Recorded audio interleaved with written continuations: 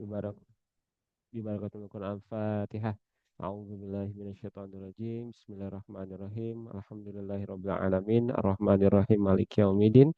Iyyaka na'budu wa iyyaka nasta'in. Ihdinas siratal mustaqim. Siratal ladzina an'amta 'alaihim ghairil maghdubi 'alaihim waladdallin. Amin. Alhamdulillahirabbil alamin. Alhamdulillahirabbil alamin. Wassalatu wassalamu ala asrafil anbiya'il mursalin wa ala alihi wa ashabihi ajmain. Asyhadu an la ilaha illallah wa asyhadu anna Muhammadar Rasulullah. Allahumma sholli ala Sayyidina Muhammad wa ala ali Sayyidina Muhammad. Alhamdulillah, Rabbil Alamin. Terima kasih Bapak, Ibu semuanya, Ustadz, Ustazah semuanya yang sudah bergabung di kesempatan pagi hari ini. Alhamdulillah dari lihat wajah-wajahnya ini wajah-wajah yang insya Allah bakalan bersinar di yaumil akhir nanti ya. Wajah-wajah penghuni surga insya Allah ya. Ada Ustazah Sri, ada Ustadz Heri, ada juga Ustadz Ansrullah ya. Alhamdulillah. Semoga dalam keadaan sehat walafiat saat ya. Amin amin amin ya rabbal alamin. Bapak Ibu dan sahabat Syamil yang dirahmati Allah, tidak terasa ya Ramadan sebentar lagi insya Allah akan hadir menyapa kita. Ramadan ini bukan berarti sekedar pergantian bulan, tapi juga ini momentum Allah memanggil hati kita untuk kembali didekatkan dengan Al-Quran. Seringkali kita semangat menyambut Ramadan, namun belum semua dari kita benar-benar mengenal Al-Quran yang ada di tangan kita. Padahal setiap mushaf itu punya karakternya, fungsinya, dan peran yang berbeda dalam menemani proses ibadah, tadabur hingga hafalan Quran kita insya Allah ya. Maka pagi hari ini senang rasanya saya Ramdan bisa membersamai Ustadz Ustazah semuanya ya hari ini di acara Syamil Quran Academy yang insya Allah kita akan memulai Ramadan ini dengan ilmu dan pemahaman yang baik, yang benar, yang betul begitu ya, agar interaksi kita dengan Al-Quran tidak hanya rutin, tapi juga tepat, terarah, dan juga penuh makna. Dan insya Allah hari ini saja-saja semuanya ya, selain SQE juga nanti juga ada informasi-informasi menarik yang akan disampaikan oleh Bang Dewa nanti ya atau Pak Dedi Wahyudi. Dan insya Allah juga untuk SQE hari ini kita akan dipandu langsung oleh narasumber yang kami bilang di Samil ini kompeten di bidangnya ya. Namanya Ustadz Fahrudin dari tim Syamil yang akan mengupas ragam mushaf Al-Quran dan juga fungsinya. Sehingga nanti kita bisa memilih nih Bapak Ibu semuanya ya, menggunakannya dan berinteraksi dengan Al-Quran sesuai dengan kebutuhan kita, khususnya nanti di bulan Ramadan ya, yang tinggal beberapa hari lagi. Nah, startnya dari sekarang. Insya Allah hari ini kita akan langsung saja bersama dengan Ustadz Fahrudin yang akan membahas terkait dengan ragam jenis mushaf. Untuk itu kepada Ustadz Fahrudin dipersilakan.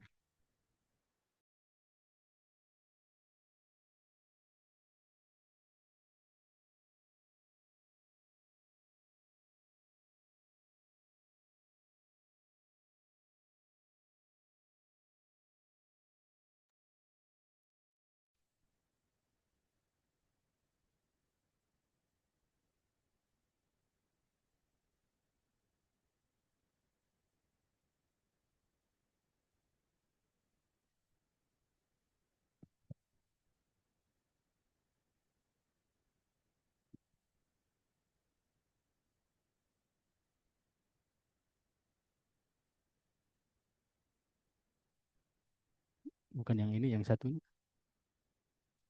Ini kayaknya yang dari Pak Ramdan ini.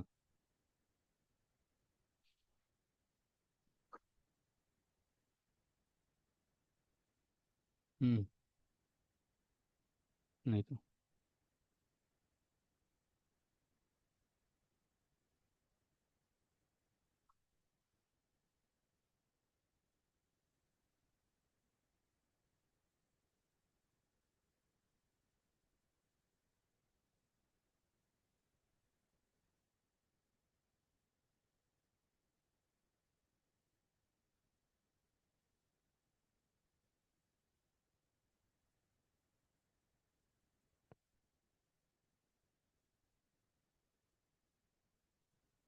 Mulai, mulai aja, mulai. Bismillahirrahmanirrahim. Assalamualaikum warahmatullahi wabarakatuh. Innal hamdalillah nahmaduhu wa nasta'inuhu wa nastaghfiruh wa na'udzu billahi min syururi anfusina wa min sayyiati a'malina may yahdihillahu fala mudilla lahu wa may yudlil fala hadiyalah. Asyhadu an la ilaha illallah wahdahu la syarikalah wa asyhadu anna Muhammadan abduhu wa rasuluhu alladzi la nabiyya wa rasula ba'dah. Allahumma ahilla alaina syahrul ramadan bil amni wal imani was salamati wal islami wat taufiqi lima tuhibbuhu wa tarda ya dzal jalali wal ikram. Allahumma a'inna fihi ala siyami wal qiyami. Allahumma ij'alna mimman yasmuhu wa sawmuhu imanan wa ihtisaban. Allahumma salimna ramadana wa sallimahu lana wa tasallamahu minna mutaqabbalan.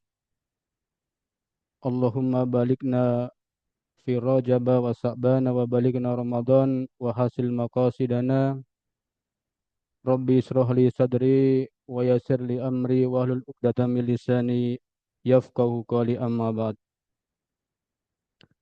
Alhamdulillah, puji syukur mari kita panjatkan kehadirat Allah Subhanahu wa taala atas segala nikmat yang Allah berikan kepada kita, terutama nikmat Islam dan nikmat iman, dan yang paling utama adalah nikmat kesehatan. Mudah-mudahan dengan nikmat iman kemudian Islam juga dibarengi dengan kesehatan ini kita bisa memanfaatkan untuk membuktikan keimanan kita dengan kesehatan yang Allah berikan, terus menjalankan perintah Allah dan menjauhi segala larangannya. Salawat dan salam semoga tetap terlimpah curah pada uswah hasanah kita Nabi besar Muhammad Sallallahu Alaihi Wasallam. Dengan wasilah beliaulah Allah memberikan, ya, kalau dalam bahasa fikih biasanya disebut dengan hidayatul ilmi. Jadi Nabi besar Muhammad Sallallahu Alaihi Wasallam memberikan berupa petunjuk sebuah ilmu sehingga bisa mengajarkan kepada umatnya untuk mengetahui bagaimana cara ibadah kita kepada Allah Subhanahu wa taala. Baik, Bapak Ibu sekalian, insya Allah hari ini kita akan membahas atau sharing, ya, eh, tentang mushaf-mushaf atau Al-Quran yang ada di dunia Islam. Jadi mungkin Bapak Ibu mungkin di sini ada yang punya Al-Quran selain Quran Madinah atau Quran Mushaf Standar Indonesia, ada lagi yang punya Quran lain. Itu bagian dari jenis-jenis mushaf atau Al-Quran yang ada di dunia Islam. Eh, Sebelum ke materi, mungkin saya ingin nunjukin beberapa gambar ini, ya. Ini pertama langsung aja, ini gambar kondisi rosem atau eh, sebelum masuk ini hanya sekedar mengingatkan saja gitu, ya. Biar memorinya teringat kembali gitu, atau yang pernah membuka model-model seperti ini. Nah, ini adalah salah satu contoh rosem atau tulisan Al-Quran, ya, yang eh, pada zaman dahulu belum ada titik, ya, belum ada kasroh, belum ada fathah gitu, ya. Ini cetakan Qatar, ya. Jadi Quran ini sekitar 6.000 halaman dicetak oleh Daulah Qatar sebanyak 27 eksemplar, ya.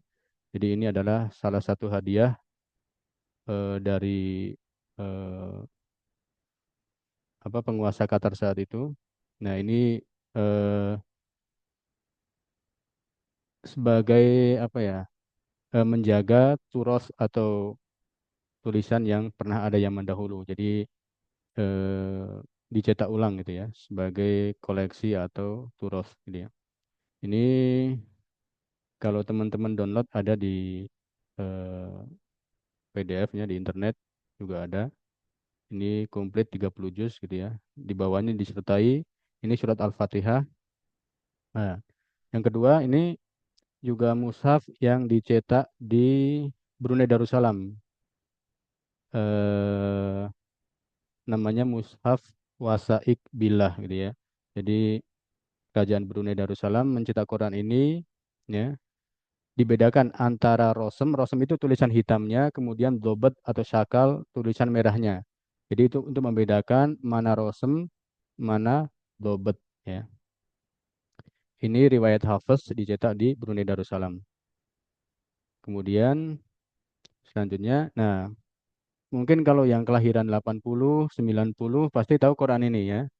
Ini Quran Indonesia tapi sangat dipengaruhi oleh Quran-Quran di wilayah India, Pakistan ya atau Bangladesh gitu ya.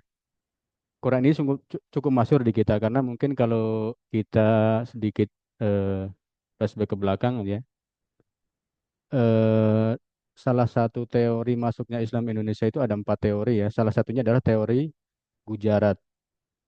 Teori Gujarat itu adalah masuknya para pedagang India ke wilayah Indonesia yang kemudian banyak membawa mushaf sehingga salah satu standar mushaf Indonesia itu adalah mushaf Utsmani. Di antara mushaf Utsmani itu adalah mushaf Bombay, Mumbai, India gitu ya. Kalau teman-teman pernah membaca makalahnya di salah satu di Universitas Leiden itu ada mushaf yang dicetak di India kemudian disebarkan ke wilayah Indonesia gitu ya. Nah, ini adalah teori yang mengajarkan masuknya Islam lewat Gujarat, kemudian para pedagang India itu membawa mushaf yang kemudian menjadi mushaf standar Indonesia saat itu ya, yang sekarang sudah agak berubah tahun sekarang ya. Nah, ini mushaf-mushaf zaman dahulu nih. Kalau lihat yang merahi ini, kita akan menemukan beberapa corak itu ada wakaf malaikat, wakaf nabi ya. Kemudian setiap ada kalimat tertentu baca atau kalau teman-teman bermadzhab Syafi'i, kalau misalkan ada alaihissallahu biahkamil hakimin ada jawaban bala wa nahnu ala dzalika minas syahidin itu juga ditulis di mushaf ini. Kalau kelahiran 80 90 kita belajarnya pakai Quran ini ya. Kemudian ikroknya kalau zaman dulu itu pakai turutan kudus atau yang dikenal dengan mirip dengan metode Baghdadiyah. Nah, ini mushaf-mushaf zaman dulu ya. Kemudian ini teman-teman sudah pasti tahu ini ya, ini mushaf eh, Madinah ya. Mushaf Madinah, cara penulisannya agak berbeda dengan kita, ya. Seperti Hamzah Qatha, kemudian Hamzah Wasol, ya. Ini Mushaf Madinah riwayat Imam Hafiz, ya. Kemudian, nah ini nih, ini Mushaf riwayat Imam Waros yang banyak dibaca saudara-saudara kita di Maghrib atau Afrika, ya. Afrika Aqsa ya. Jadi Afrika itu Maghrib itu ada Maghrib Aqsa, ada Maghrib Adna. Maghrib Aqsa itu seperti Tunis, kemudian Maroko, ya, kemudian beberapa negaranya di wilayah Afrika gitu ya. Nah, kalau teman-teman perhatikan atau Bapak Ibu perhatikan, misalkan itu di baris pertama itu kata-kata muflihun gitu ya. Faknya itu titiknya di bawah, kemudian nunnya tidak pakai titik. Ya. Ini berbeda sekali penulisannya dengan baik Madinah ataupun berbeda 100% dengan tulisan yang standar Indonesia gitu ya.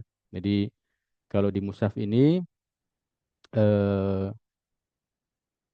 Rasul Utsmani mengakomodasi riwayat bacaan Imam Nafi ya, qiraah Imam Nafi, riwayat Imam Warosh itu penulisannya fa itu titiknya di bawah. Kalau kof titiknya satu tapi di atas. Kemudian kalau nun di akhir yang dibaca mad adad li sukun itu tidak ada titiknya. Yang dulu pernah sempat ya 2009 gitu, 2019-an lah sekitar atau pas COVID itu ya, beredar di WhatsApp, Quran palsu gitu ya. Kalau ada orang tua kita pernah haji di tahun 1907 sekian, itu pasti dapat hadiah model mushaf seperti ini. yaitu cetakan Darussalam Casablanca Maroko itu tahun di Maktabah Kodimah namanya itu. Yang kemudian sekarang kalau ini cetakan Saudi agak berbeda ya. Kemudian ini juga mushaf yang berbeda yang berada di wilayah Afrika. Ini mushaf riwayat Imam Qalun dari Imam Nafi Al-Madani. Sama seperti tadi ya riwayatnya. Jadi Imam Nafi itu punya riwayat dua, Qalun sama Imam Warasin. Ini dua-duanya sama dibaca di saudara-saudara kita di wilayah wilayah Maghrib atau Afrika. Nah, ini juga agak berbeda tulisannya dengan yang standar Madinah atau standar kita gitu. Itu dari sisi khot ya, bukan dari sisi rasem nanti. Ini juga jumlah ayatnya berbeda. Kalau di kita 6.000 sekian, kalau ini 6.014 sekian gitu ya. Agak berbeda riwayat-riwayatnya, gitu. Yang nanti kalau teman-teman baca Quran Standar Indonesia itu ditandai dengan ada angka 5 seperti wakaf angka 5 itu untuk menunjukkan hitungan ayat di wilayah lain gitu ya. Kemudian selanjutnya eh, ini yang tadi ya, yang udah saya ini. Nah, ini mushaf yang ada di Afrika, tapi bagian Adna, Afrika yang dekat ke Timur Tengah ini ya. Seperti Libya. Nah, ini di Libya mushafnya seperti ini. Nah, ini lebih mirip ke Indonesia ini. Mirip sekali dengan Indonesia rasemnya gitu ya. Kalau Bapak lihat itu di surat Al-Fatihah eh, ayat 5 atau 6 ini ya. Kata-kata as-siro, siroto itu pakai alif berdiri gitu ya. Alifnya jelas gitu ya. Itu karena mengakomodasi salah satu mazhab dalam penulisan nosem. Nah, ini hampir sama dengan kita, hanya berbeda perhitungan ayatnya. Jadi di Afrika itu perhitungan ayatnya sesuai dengan kiroah Imam Nafi. Ini riwayat Imam Kolun. Jadi perhitungan ayatnya sesuai dengan kiroah Imam Nafi Al-Madani. Kemudian riwayatnya Imam Imam Kolun. Ini hitungan ayatnya juga berbeda dengan yang kita.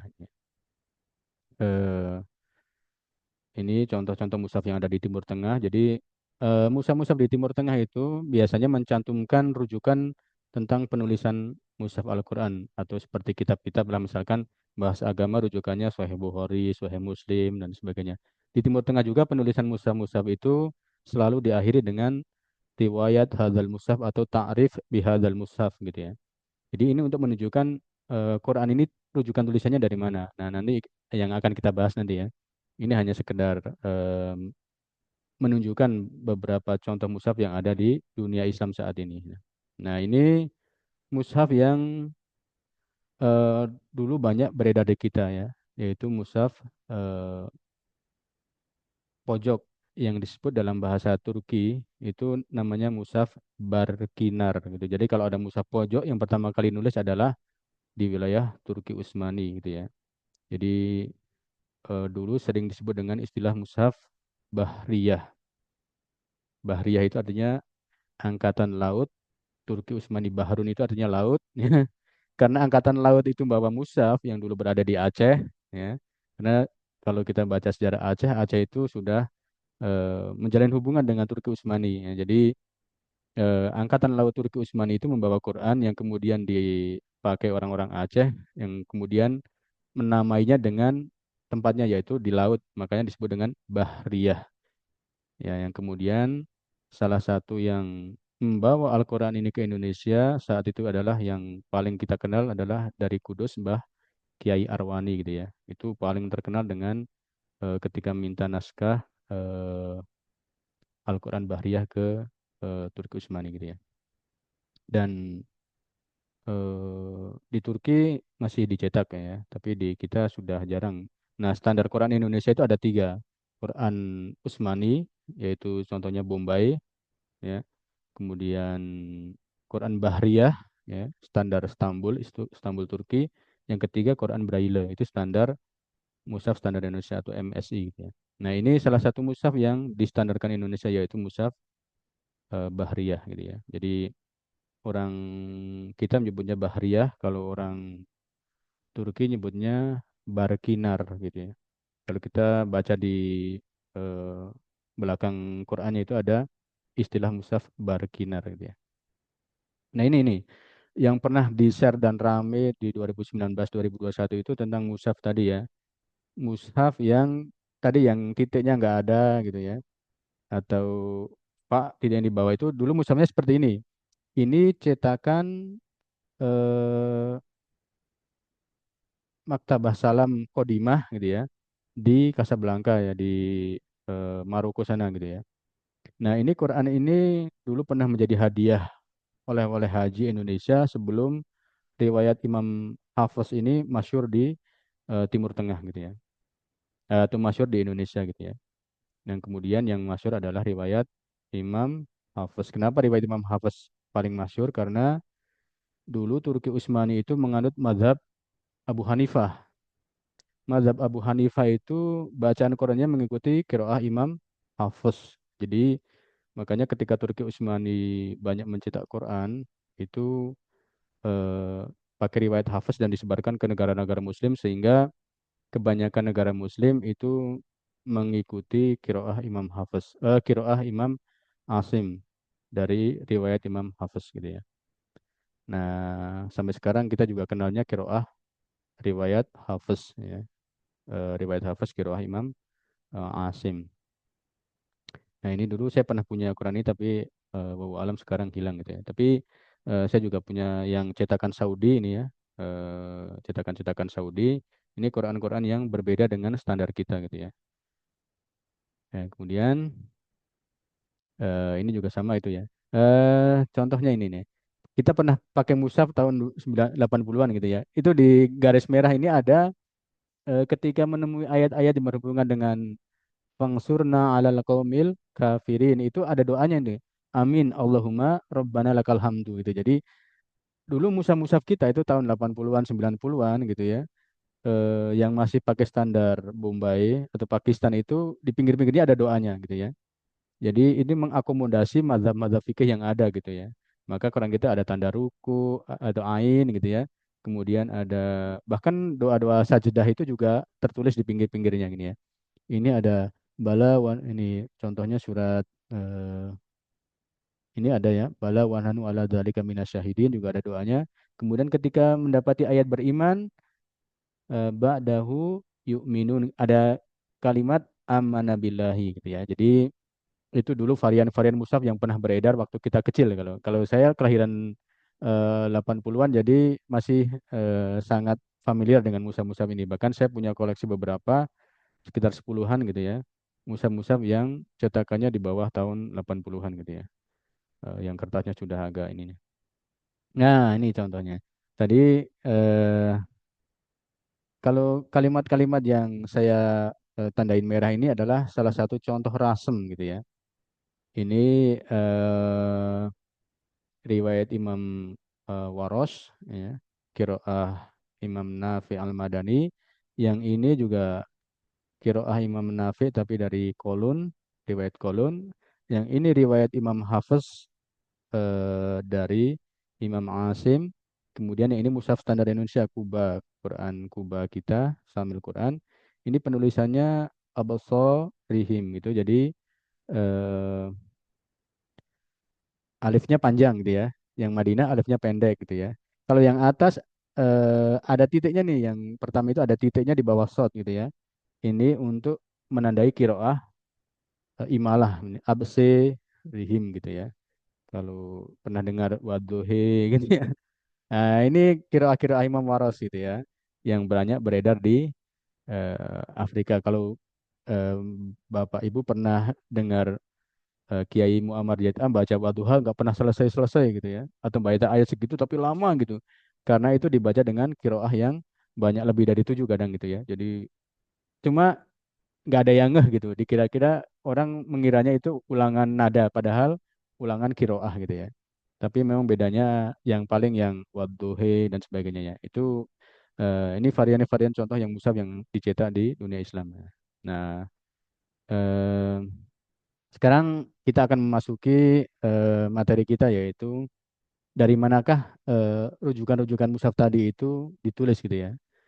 Eh, karena musaf kita jarang sekali mencantumkan tradisi pencantuman rujukan di musaf walaupun yang sekarang alhamdulillah di musaf kita ini di musaf Kuba yang Kuba yang punya Quran Kuba.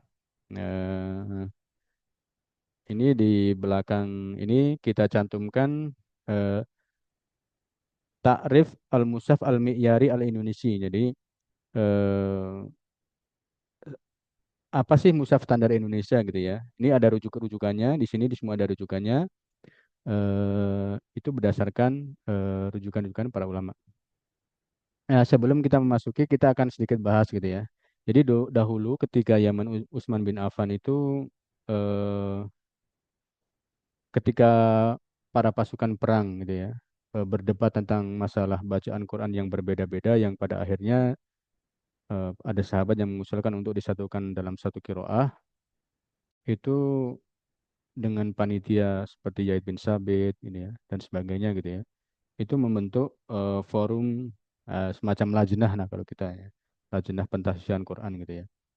Nah, mereka bermusyawarah kemudian menyatukan Quran di bawah naungan eh, Khalifah Utsman bin Affan sehingga kita kenal dengan Quran Utsmani itu merujuk kepada Khalifah Utsman bin Affan. Jadi eh, nah mushaf tadi gitu ya ditulis kemudian disebarkan yaitu ada mushaf Al-Imam ya mushaf yang induknya sebagai rujukan mushafnya Utsman bin Affan kemudian mushaf Al-Madani gitu ya.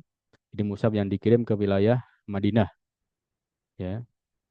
Kenapa ada Al-Am itu jadi nanti ada mushaf Madani awal ada Madani Tsani gitu ya. Kemudian ada mushaf Al-Maki yang mushaf ditulis Zaid bin Sabit kemudian dikirim ke Mekah. Kemudian ada mushaf As-Sami gitu mushaf yang dikirim ke wilayah Syam gitu ya. Kemudian ada mushaf Kufah ya wilayah Irak gitu ya. Kemudian mushaf ke Basroh ke wilayah Basroh. Ada pendapat lagi ke Homs. Homs itu di Suriah. Satu lagi ada pendapat ke Al-Misr ke Mesir gitu ya. Jadi nanti kalau teman-teman baca kitab ada istilah masyrik. Masyrik itu kalau secara umum Timur Tengah, tapi kalau dalam ilmu Quran, masyrik itu mengarah ke wilayah-wilayah yang seperti Mesir juga masyrik, walaupun secara geografis itu masuknya ke Afrika, tapi dalam ilmu Quran biasanya disebut dengan timur gitu ya. Atau Sudan, bahkan Sudan kadang walaupun Afrika itu juga disebut dengan masyrik. Itu Syarqil Ausat lah, Timur Tengah gitu. Tapi dalam ilmu Quran kalau dalam geografis tetap Sudan dan Mesir itu masuk wilayah Afrika gitu ya, atau Maghrib gitu ya. Jadi penulisan ini sejarahnya penulisan di zaman Utsman atas perintah Utsman kemudian distandarisasi kemudian ditulis oleh sahabat Zaid bin Sabit kemudian ketika mengirim Quran itu juga dibarengi dengan para qari yang membaca Quran itu tadi gitu ya. Madinah Zaid bin Sabit gitu ya. Ini Quran Al-Madani gitu ya yang tadi dibaca banyak di Afrika gitu ya. Kemudian Mekah Abdullah bin Sa'ib gitu ya. Kemudian Syam itu Mughirah, sahabat Mughirah diutus ke Syam dengan Qurannya. Kemudian Kufah. Nah, ini yang menjadi banyak riwayat kita gitu termasuk perhitungan ayat, kemudian cara baca kita merujuk ke eh, Abdurrahman As-Sulami yang kemudian nanti bersambung kepada Ali bin Abi Thalib dan ke Utsman bin Affan kemudian ke Rasulullah SAW. Nah, ini yang biasa kita gunakan gitu ya. Standar ayatnya, standar perhitungan juz dan sebagainya itu nanti merujuk ke Mushaf Kufah. Kemudian ke Basroh gitu ya. Diutusnya juga selain Mushaf juga para qori'nya Amr bin Abdul Qais. Nah, dari mana rujukan mushaf-mushaf saat ini ya, yang modern ini? Kalau kita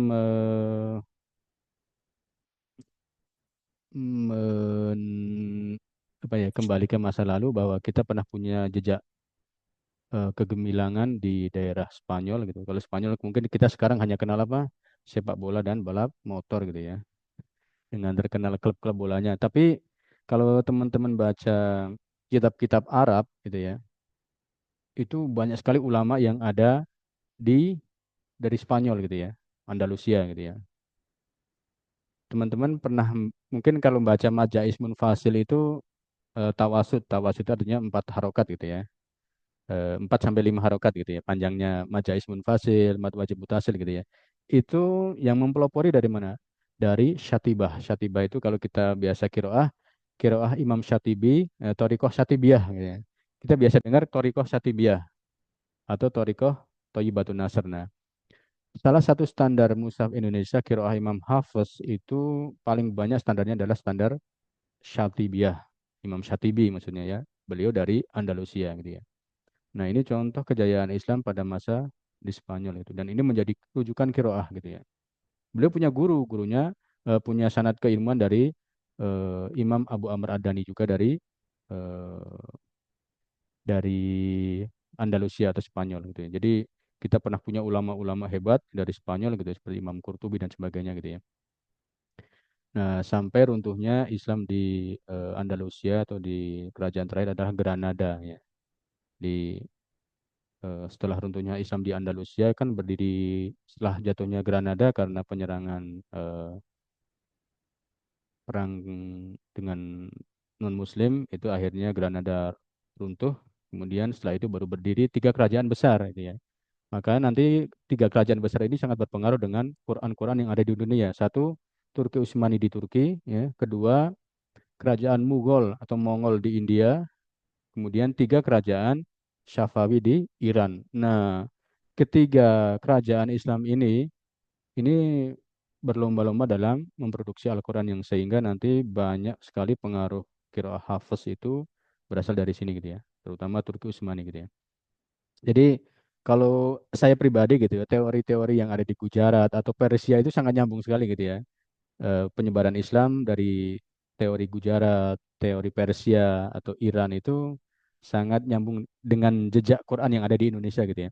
Ini mungkin hanya sekedar film gitu ya, tapi kalau Bapak Ibu pernah lihat film Angling Dharma gitu ya, ini di Angling Dharma itu ada salah satu ini hanya canda atau bukan rujukan ya. Ini hanya bahwa sejarah itu pernah dicatat orang-orang yang mungkin juga pernah membaca jejaknya gini ya. Di Angling Dharma itu ada salah satu penyihir yang namanya Bahadur gitu ya. Bahadur ini dikejar oleh dua ulama dari India karena penyihir.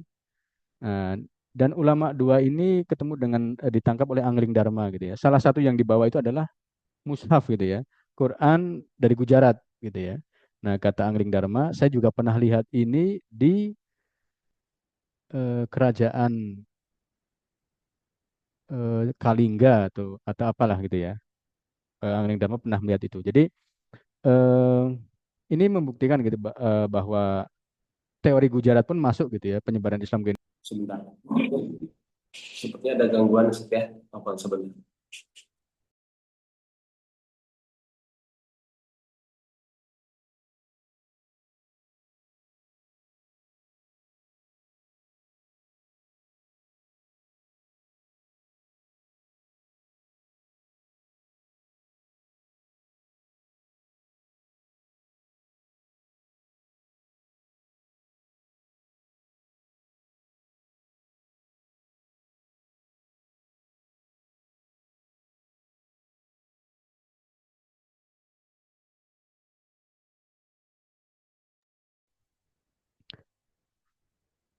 Itu cerita tentang film ya, tapi bagian dari teori Gujarat itu juga masuk dalam penyebaran agama Islam atau bahkan teori Persia gitu ya.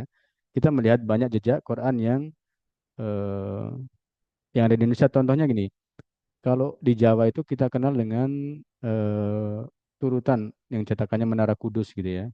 Itu sangat identik dengan teori metode Baghdadiyah gitu ya dari Irak gitu ya. Yang kita tahu dulu ada istilah Mushaf Auqaf Baghdad gitu ya yang dicetak oleh Sayyidah siapa gitu ya putri dari Turki Utsmani gitu ya yang kemudian disebarkan ke seluruh Asia Tenggara gitu ya. Bahkan saya baca di penelitian di salah satu penelitian orang Barat itu mengatakan eh, sebelum kemerdekaan itu Quran banyak dikirim ke daerah Indonesia gitu ya. Atau kalau teman-teman baca kitabnya Syekh Abdul Aziz, Dr. Abdul Aziz dalam bukunya Khotul Mushaf Asy-Syarif Wang Tisaruhu fil Islam. Jadi Khot Mushaf Al-Quran Karim yang tersebar di dunia Islam itu disertasi beliau gitu ya. Orang Mesir gitu ya. Banyak membahas Quran di Indonesia gitu ya. Quran Palembang, Quran Banten ya. Itu banyak dibahas dan di sana disejarahkan. Nah, ini di Andalusia Spanyol ini banyak melahirkan ulama-ulama di bidang Quran, terutama Quran yang saat ini kita cetak itu rujukannya kebanyakan ulama-ulama dari sana. Kita akan mulai dari pertama ulama yang bernama Imam Abu Amr Ad-Dani. Saya tunjukin salah satu eh,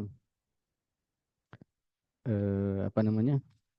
Di dalam mushaf Timur Tengah atau Indonesia, ya.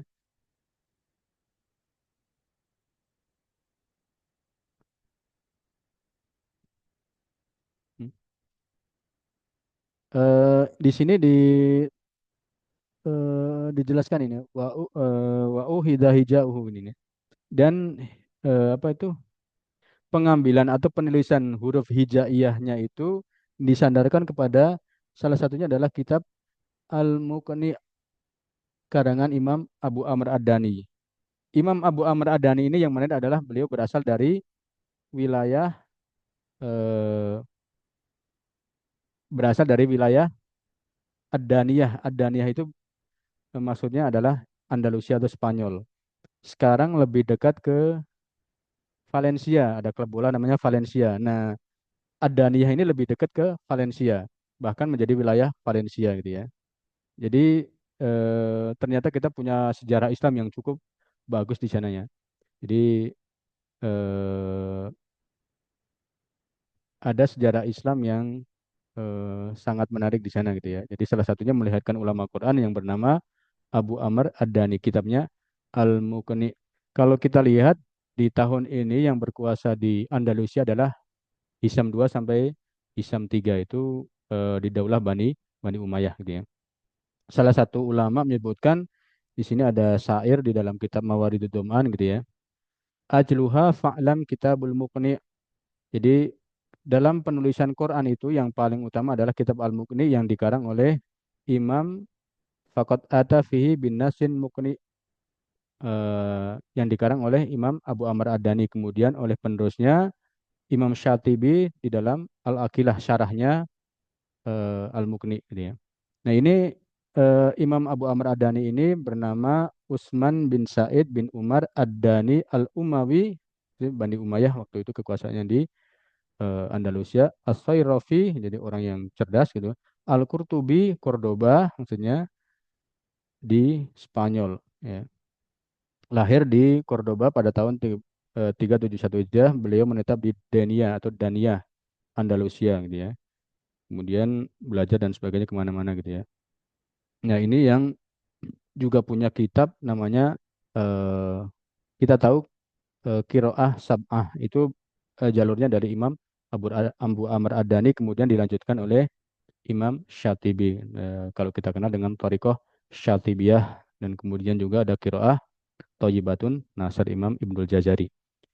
Imam Abu Amr Ad-Dani ini punya kitab namanya Al-Muqni, dan ini kitab andalan paling utama dalam penulisan Rasm Mushaf. Di semua negara itu penulisan Al-Qur'annya itu berdasarkan kitab ini. Ini yang pertama. Nah, yang kemudian yang kedua, Imam Abu Dawud An-Najah. Eh, Beliau juga berasal dari Andalusia. Muridnya Imam Abu Amr Ad-Dani. Nah, kalau kita dalam mazhab fikih mungkin ya, ada Imam Syafi'i ya, punya murid Imam Ahmad gitu ya. Imam Syafi'i punya mazhab sendiri, Imam Ahmad jadi melahirkan mazhab sendiri. Nah, Abu Amr Ad-Dani dan Imam Abu Dawud ini juga demikian gitu ya. Imam Abu Dawud An-Najah ini dulu adalah murid Imam Abu Amr Ad-Dani. Kemudian beliau membuat kitab lagi namanya At-Tabyan li Hijai Tanzil. Itu mazhab dalam penulisan Al-Quran berbeda dengan gurunya dalam beberapa hal gitu ya. Eh, Beliau ini bernama Sulaiman bin Qasim Al-Baqah, dijuluki Abu Dawud, dinisbatkan kepada Mu'ayyad bilah Amr Mukminin Hisham bin Hakam. Nah, tadi ya saya sebutkan ya, Imam Abu Amr Ad-Dani dan Imam Abu Dawud ini hidup di Hisham bin Hakam II dan Hisham bin Hakam III. Lahir di Balansiah. Nah, Balansiah itu Valencia gitu ya. Yang nanti juga lahir ulama masyhur dari bidang Rasim juga, muridnya Imam Abu Dawud namanya Al-Balanasi gitu ya, Balansi gitu ya.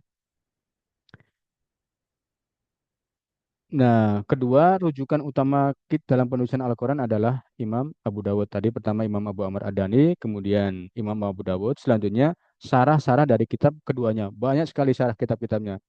Jadi ulama Rosem setelah kedua ulama ini banyak sekali, bahkan sampai ratusan gitu ya.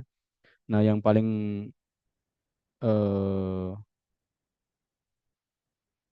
banyak itu adalah mazhabnya Imam Abu Amr Adani dan Imam Abu Dawud gitu ya. Jadi nanti kalau teman-teman beli Quran di Timur Tengah dengan berbagai riwayat, pasti di belakangnya akan dicantumkan rujukan dari mana gitu ya. Tapi Imam Abu Dawud dan Imam Abu Amr ini tidak pernah lepas dari rujukan mushaf gitu ya. Nanti kalau teman-teman yang senang baca kitab bisa dibaca ini ya. Jadi dari Al-Fatihah, kalau Imam Abu Amr Adani itu secara garis besar ya. Misalkan di Al-Fatihah ada kalimat siroto gitu ya. Itu karena pakai wajan fi'alun jadi alifnya berdiri. Nah, Imam eh, Abu Dawud beda lagi, nanti misalkan beliau menjelaskan riwayat yang saya terima alifnya tidak ditulis dan sebagainya, itu juga melahirkan perbedaan mazhab nanti dalam madrasah rasem gitu ya. Nah, eh, ini hanya tadi sekedar Imam ini yang mazhabnya Imam Abu Dawud, ini syarahnya dalam Mawaridud Dom'an gitu ya. Imam Al-Maragini itu Dalilul Khairan gitu ya. Beliau banyak menulis tentang kedua ulama ini, walaupun beliau kecenderungannya adalah mazhab Imam Abu Dawud ya, yang kemudian banyak digunakan di Timur Tengah gitu ya. Nah, ini salah satu dalam syair beliau bahwa kitab untuk penulisan mushaf Al-Quran itu yang pertama adalah Al-Muqni, kemudian At-Tanzil, kemudian Al-Munsif. Al-Munsif ini adalah syarahnya Tanzil, kemudian Al-Aqilah Imam Syatibi itu syarahnya Al-Muqni gitu ya. Jadi empat karya ini menjadi rujukan penulisan mushaf di dunia saat ini gitu ya. Ini Al-Muqni karya Imam Abu Amr Adani ya, yang wafat sekitar 444 Hijriah ya. Kitab paling fundamental dan ini rujukan pertama ya. Kemudian At-Tabjin karya Imam Abu Dawud, ini adalah muridnya Imam Abu Amr Adani yang paling menonjol dalam bidang Quran, yang menjadi rujukan juga dalam penulisan mushaf. Yang ketiga Al-Munsif ya, karangan Imam Abu Hasan Al-Balansi, itu satu daerah dengan Imam Abu Dawud gitu ya. Balnasiyah di Valencia. Al-Aqilah itu juga sarah dari Al-Muqni. Kemudian Mawaridud Dom'an ini menyatukan antara Al-Muqni dengan At-Tabyin, yang kemudian ditarjih sama Imam Al-Kharas gitu ya. Ada satu lagi rujukan yang tidak lepas dari dunia percetakan Quran, terutama di benua Hindia, ya, seperti India, Pakistan gitu. Kalau teman-teman pernah lihat penjual makanan yang ada di Kalkuta itu, Kalkuta yang kayak bubur itu ya, kayak bubur kacang itu, itu daerah Kalkuta. Daerah Kalkuta itu adalah daerah Muslim gitu ya, itu Muslim gitu ya. Yang jualan itu juga bapak itu Muslim itu. Nah, karena saya pernah sering nonton gitu ya, beliau Muslim gitu ya. Dan daerah itu adalah daerah yang menjadi pelopor pelopor Quran-Quran yang ada saat itu ya, dengan merujuk kepada ini kitab Nasrul Marjan Imam Ghaus Al-Arkati. Nasrul Marjan ini kitabnya terdiri dari beberapa jilid, ada sekitar 7, saya juga punya. Ini menjadi rujukan penulisan Quran yang ada di India gitu ya, atau Pakistan pada umumnya gitu ya. Nah, kalau teman-teman umroh atau haji itu suka ada yang jualan di depan Masjid Nabawi. Itu adalah mushaf-mushaf yang dicetak berdasarkan penulisan dari wilayah India atau Pakistan. Kalau zaman dulu kita ada mengenal Quran Bombay. Jadi dulu di India itu yang pengaruh dengan Nasrul Majani ada daerah Hogli, ya, Kalkuta, kemudian Karfur, ya, Kanfur, kemudian sampai Mumbai, Bombay. Nah, yang paling terakhir ini yang banyak beredar di kita adalah Quran Bombay. Tulisannya tebal-tebal, numpuk-numpuk gitu ya. Kalau yang runcing itu dari Pakistan gitu ya. Jadi itu salah satu juga rujukan di penulisan Quran ya, di benua Asia. Nah, termasuk di Qatar, Sharjah, wilayah Sharjah. Bahkan wilayah Sharjah itu cukup antik ya. Sharjah kemudian perbatasan dengan Afghanistan itu mushafnya seperti mushaf India atau daerah Waroan Nahar. Waroan Nahar itu seperti negara-negara yang Tantan, Kazakhstan, Turkmenistan itu ya. Mazhabnya mazhab fikihnya Hanafi, yang meletakkan tanda ain di Quran itu dari wilayah sana gitu ya. Nanti kalau teman-teman baca tentang dari mana asal mula mula tanda ruku, tanda ain gitu ya, itu dari wilayah Kazakhstan gitu ya, Turkmenistan gitu ya, di daerah Bukhara gitu ya, tempat lahirnya Imam Bukhari dan sebagainya gitu ya. Nah, itu menganutnya mazhab Qur'annya adalah mazhab di India gitu ya, yang merujuk kepada kitab Nasrul Marjan gitu ya, Imam Ghaus Al-Arkati Al-Hindi gitu ya. Eh, yang kemudian kita juga banyak Quran kita itu dipengaruhi oleh Quran-Quran yang berada di wilayah eh, Asia gitu ya, terutama India dan Pakistan gitu ya. Kalau teman-teman buka lagi gitu ya. Nah, di dalam dunia mushaf itu dikenal dengan beberapa mazhab gitu ya. Saya ambilkan dari kitab bukunya Syekh Syafaat Robani yang dengan judul Madarisur Rasm fil Alam Islami gitu ya. Madrasah-madrasah rasm Quran di dunia Islam gitu ya. Kemudian yang diperhatikan pada percetakan saat ini, misalkan percetakan di Saudi Arabia, percetakan di Afrika, percetakan di Mesir, percetakan di Indonesia, Brunei, Malaysia dan sebagainya. Pokoknya di dunia Islam gitu ya. Pertama, istilah madrasah masyrik. Nah, madrasah masyrik ini mengacu kepada wilayah Mesir, ya. Kemudian Timur Tengah pada umumnya, ya, eh, termasuk Sudan, gitu ya. Ini tadi saya jelaskan ya, meskipun Mesir dan Sudan itu masuk dalam Afrika, gitu ya, dalam geografisnya sekarang, gitu ya. Tapi dulu dalam dunia keilmuan disebut dengan masyrik atau timur, gitu ya. Eh, ini banyak dicetak Quran-Quran dengan riwayat Hafiz, kemudian riwayat Ad-Duri, gitu ya. Eh, ini banyak dicetak di wilayah Sudan dan Saudi gitu ya. Makanya banyak Quran Sudan itu dibanyakan Qurannya dari Saudi dan riwayat Imam Imam Duri gitu ya. Nah, kalau Timur Tengah sendiri kebanyakan riwayat Imam Hafiz an Asim Qiraah Hasim ya, riwayat Imam Hafiz gitu ya. Kemudian Qiraah Su'bah ya, riwayat Su'bah dari Imam Hasim gitu ya. Ini mengikuti mazhab Imam Abu Dawud. Jadi kalau di dalam rujukan belakangnya itu disebutkan rujukan Musab ini adalah memadukan antara kitab Al-Muqni Imam Abu Amr Adani dan juga kitab At-Tabyin Imam Abu Dawud. Ketika keduanya terjadi perbedaan pendapat, maka ditarjih merojihkan pendapat Imam Abu Dawud An-Najah. Contohnya, dalam surat Al-Fatihah itu kita lihat kalimat as-sirata gitu ya. Di Madinah itu di depan ro itu alifnya alif kecil, ya, alif kecil penanda alif nantung gitu ya. Kalau alif berdiri alif kecil gitu ya. Itu kalau dalam bahasa Arab disebut alif konjariah. Konjariah itu artinya kayak lak-lakan yang ada di amandel lah gitu. Kecil gitu ya. Alif konjariah gitu ya. Sementara alif di kita itu alifnya panjang gitu ya. Berdiri tegak gitu. Alif qat'iyah gitu ya. Alifnya tegak gitu ya. Nah, ini menganut karena di Mushaf Timur Tengah itu ketika terjadi perbedaan antara Imam Abu Dawud dengan Imam Abu Amr, maka yang dirojekan Imam Abu Dawud. Makanya alifnya ditulis kecil karena dalam riwayat Imam Abu Dawud di dalam At-Tanzil itu hadful alif ba'da ra fi kalimat as-sirata gitu ya. Membuang alif di depan ra pada kalimat sirata gitu ya. Yang akhirnya di Timur Tengah dan juga di eh, Afrika riwayat Imam Waros dan Imam Qalun itu dibuang alifnya kecuali riwayat Imam Qalun yang berada di Libya itu alifnya sama dengan Indonesia ditulis setelah ro itu alifnya berdiri panjang gitu ya. Nah, kemudian ini tadi yang kedua, mazhab Maghribah atau Maghrib ya, wilayah barat Afrika, Afrika yang jauh ya. Kalau bahasa ulumul Quran eh, Aqsal Maghrib gitu ya, Maghrib yang paling jauh gitu ya. Itu riwayat Imam Waros dan Kolun dari Imam An-Nafi Al-Madani gitu. Jadi eh, mereka merujuk kepada qiraah Imam Nafi yang berada qiraahnya masyhur di wilayah Madinah waktu itu gitu ya.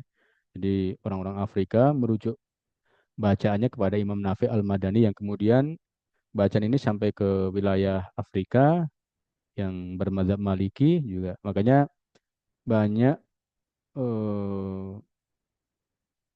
penggalan-penggalan Quran di Muwatta Imam Malik atau di kitab-kitab Imam Malik itu menggunakan riwayat Imam Imam eh, Waros atau Imam Kolon dari Imam Imam Nafi gitu ya. Di setiap imam mazhab itu juga bacanya beda-beda gitu ya.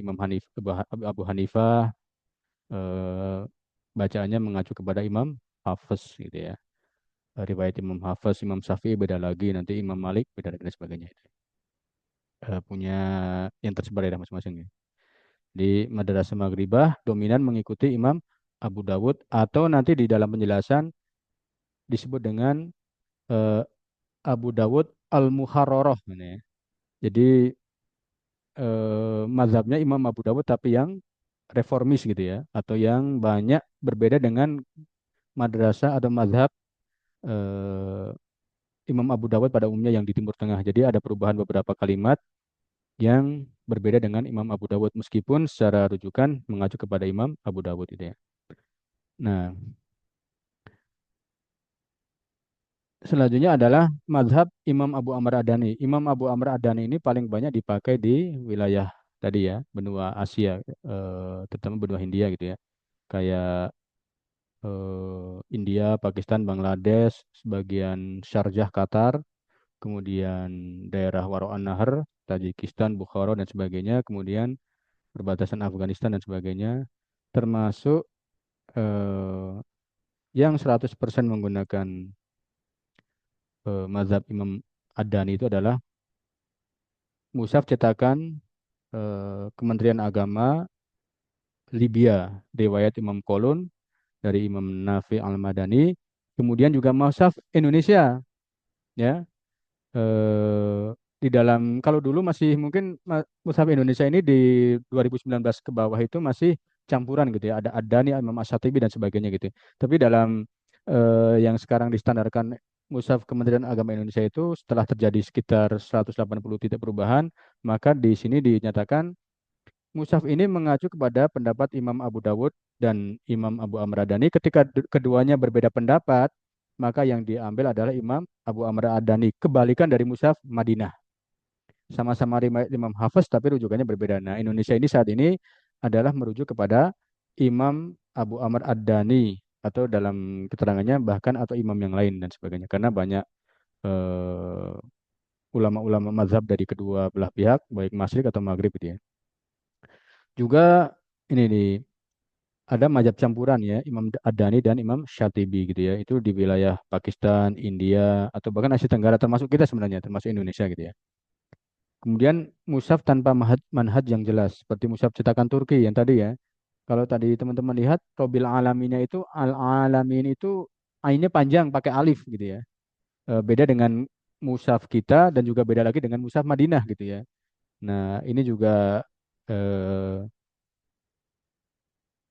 metode, tapi di sini dijelaskan di karangan Dr. Syafat Robani ini manhajnya tidak jelas gitu ya. Artinya ditulis mungkin secara imla'i gitu ya. Secara kaidah bahasa Arab pada umumnya ini. Jadi yang saya maksud rosem itu adalah tata cara penulisan ya, goresan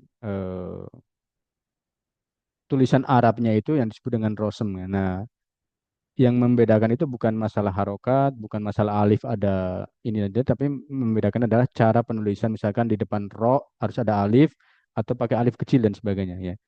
Ini nanti kalau teman-teman belajar rosem itu banyak eh, kenapa terjadi perbedaan seperti itu ya. Nah, ini seperti dalam mazhab aja, mazhab fikih itu kan ada Hanafi, Syafi'i, Maliki, Ahmad dan sebagainya. Dalam rosem Quran juga seperti itu. Ada mazhabnya Imam Abu Dawud dengan banyak murid-muridnya melahirkan Quran baru. Seperti ini mushaf di Maroko. Mushaf Maroko itu ada yang dicetak berdasarkan pilihan ulama-ulama kontemporer, tapi masih dalam batas Rasulnya Rasul Utsmani gitu ya. Nah, tadi udah ini, jadi perbedaan-perbedaan tulisan tadi gitu ya, untuk menunjukkan keaslian tulisan Al-Quran terjaga melalui rantai literatur yang ketat dari Imam Abu Amr Ad-Dhani, Abu Dawud dan sebagainya sampai Imam Al-Kharas dalam Mawarud Dum'an gitu. Perbedaan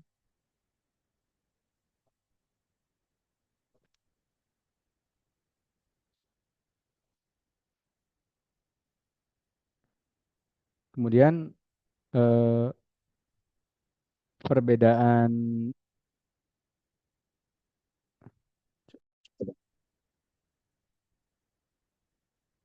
kemudian eh, eh, yang suaranya yang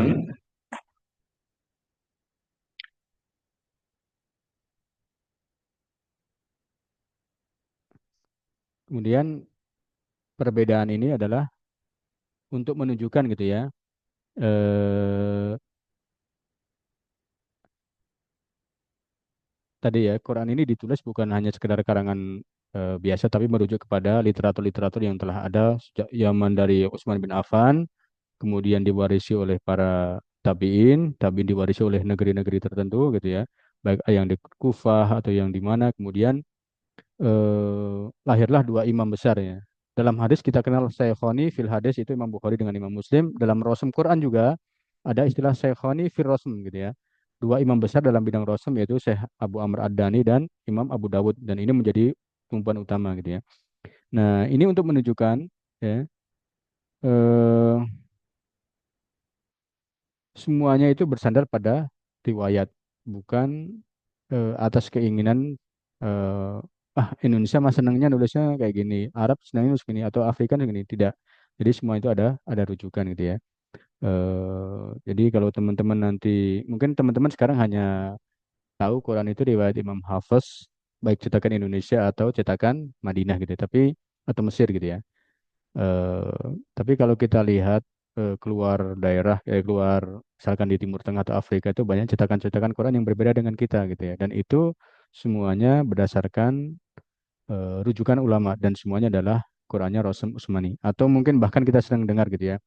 Quran paling Utsmani itu Madinah gitu ya. Itu sering kita dengar gitu ya. Terutama lembaga-lembaga tahfidz yang tahfidznya menggunakan Quran Madinah bahwa yang paling Utsmani itu adalah Madinah. Tidak.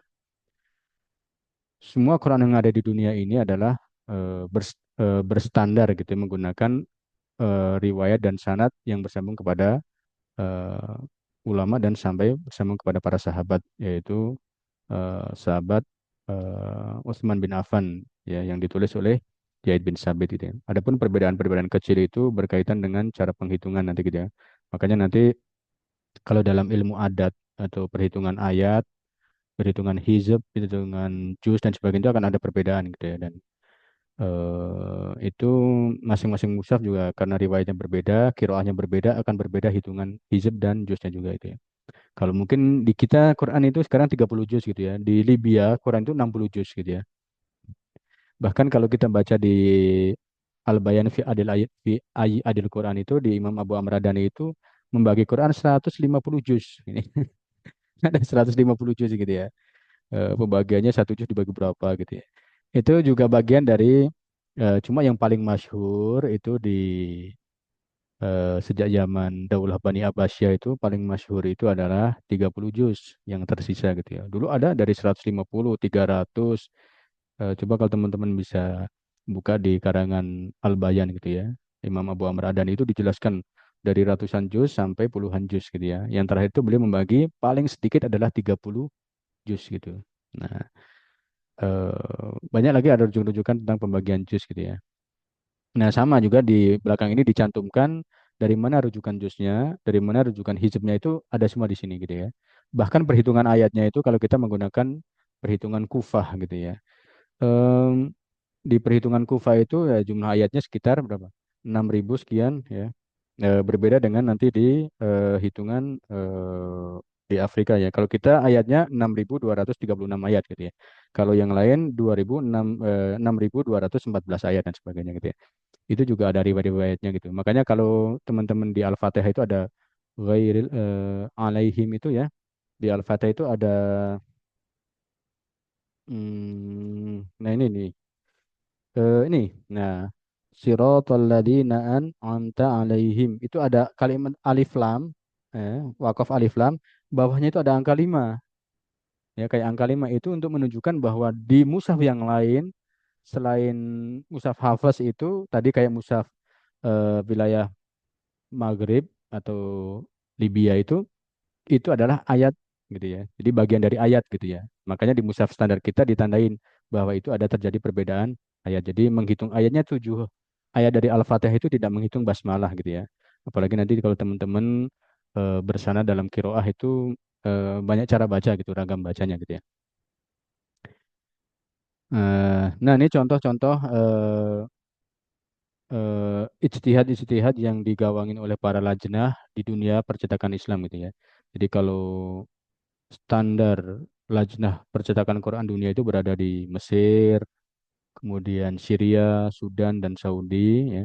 Di kita ada lajnah di Kementerian Agama, lajnah pentasihan. Di dunia juga ada ya, pentasihan Quran, terutama di Mesir, Saudi, Sudan, Syria dan sebagainya gitu ya. Dan Timur Tengah sepakat mushafnya kebanyakan Hafiz merujuk ke penulisan Imam Abu Dawud An-Najah gitu ya.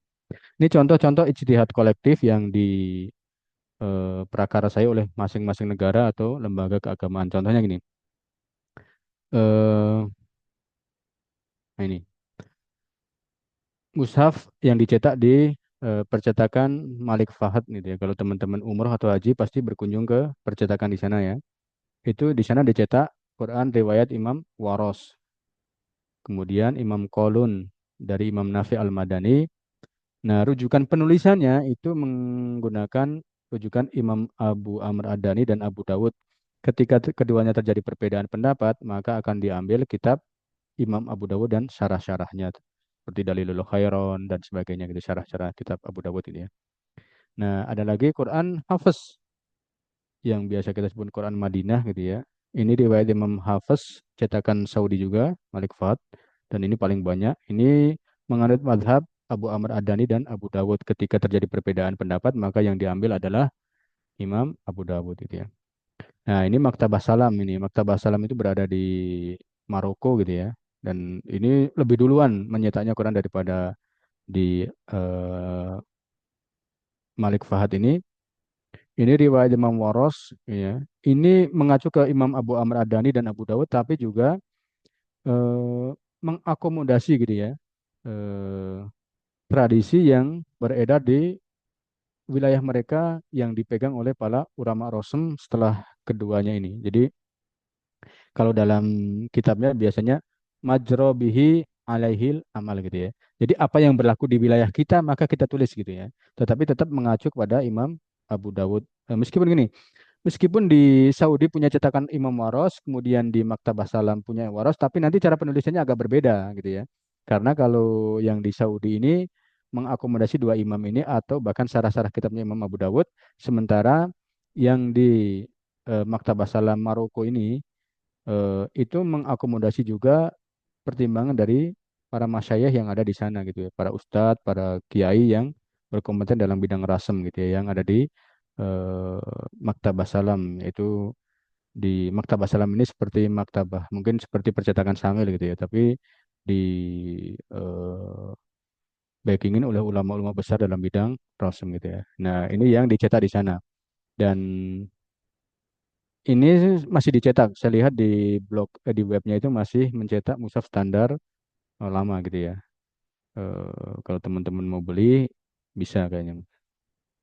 Nah, kemudian mushaf standar Indonesia riwayat Imam Hafiz gitu ya.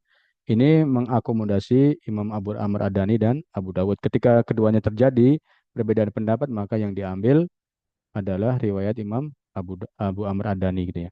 Kemudian Libya juga sama, riwayat Imam Kolun rasamnya mengacu ke Imam Abu Amr Ad-Dani gitu. Ya, kemudian benua Hindia misalnya seperti Pakistan, India, Bangladesh, Sharjah di wilayah Qatar gitu ya, atau di daerah Waro An-Nahr gitu ya, Turkmenistan, Bukhara, Tajikistan dan sebagainya, atau berbatasan dengan Afghanistan gitu ya. Afghanistan, Pakistan itu menggunakan mazhab campuran tadi ya, dengan kitab Nasrul Marjan gitu ya. Imam Adani, Imam Abu Dawud, kemudian Imam Syatibi ditambah Imam Al-Arkati. Jadi mazhabnya campuran. Jadi kalau teman-teman nanti umroh coba beli Quran standar Pakistan yang sering dijual di depan kita, di depan eh, Masjid Nabawi gitu ya, yang tipis gitu ya, namanya Khot Nasr Ta'alik gitu ya. Jadi Khot standar Pakistan gitu ya. Makanya orang Pakistan bahasa apa itu tulisan hariannya seperti Arab runcing-runcing gitu ya. Urdunya tapi diarabkan, kalau di Indonesia dipegonkan lah gitu ya. Nah, Arabnya seperti itu gitu ya. Atau yang punya mushaf yang mendahulu gitu ya, mushaf Bombay yang mendahulu eh, itu juga masih menganut mazhab campuran gitu ya. Kita punya mushaf Bombay yang dulu gitu ya, yang mushaf tahun 19 sekian gitu ya, atau bahkan sebelum merdeka gitu ya, sudah ada mushaf yang dulu diketuai. Kenapa coba salah satu mushaf kita itu berasal dari wilayah-wilayah seperti di Aceh gitu ya. Dulu salah satu ketua Lajnah Pentasihan Quran pertama itu namanya eh, ulama besar dari Aceh namanya Syekh Abu Bakar Aceh gitu ya. Syekh Abu Bakar Aceh ini orang yang pertama menjadi ketua Lajnah zaman dulu sebelum merdeka gitu ya. Jadi sudah ada Lajnah Pentasihan Quran walaupun dulu bentuknya bukan lembaga negara gitu tapi sudah ada yang mentasihnya ini. Di kesimpulan gini ya, ini sebagai penutup eh, tadi ya. Pertama madrasah As-Sariyah. Jadi madrasah As-Sariyah ini madrasah yang murni mazhabnya Imam Abu Dawud gitu ya. Ini adalah musab-musab yang dicetak di Timur Tengah pada umumnya gitu ya. Em, dan juga dicetak di Sudan. Di Sudan juga percetakannya banyak kan di Saudi. Jadi ini menganut mazhab Al-Asari gitu ya. Artinya murni menganut mazhab Imam Abu Dawud secara utuh ketika terjadi perbedaan pendapat dengan Imam Abu Amr Adani. Kemudian madrasah muharrarah artinya orang yang keluar dari madrasahnya Imam Abu Dawud, bukan keluar sih, membuat metode baru gitu ya, mengkritisi apa yang Abu Dawud diamkan dan tidak ada komentar, maka lahirlah madrasah namanya Al-Muharrarah gitu ya. Artinya madrasah Imam Abu Dawud tapi yang reformis gitu ya. Nah, ini juga sama, banyakkan mushaf yang dicetak di wilayah Afrika bagian yang jauh sana, Afrika yang dekat-dekat yang paling jauh lah, Afrika yang paling jauh gitu ya. Eh, ini mushaf cetakan Kolon dan Imam Waros gitu ya. Ini eh, dipelopori oleh Imam Al-Balansi dalam kitabnya Al-Munsif gitu ya. Al-Munsif ini syarah dari Imam Abu Dawud, tapi juga banyak melakukan perombakan gitu ya.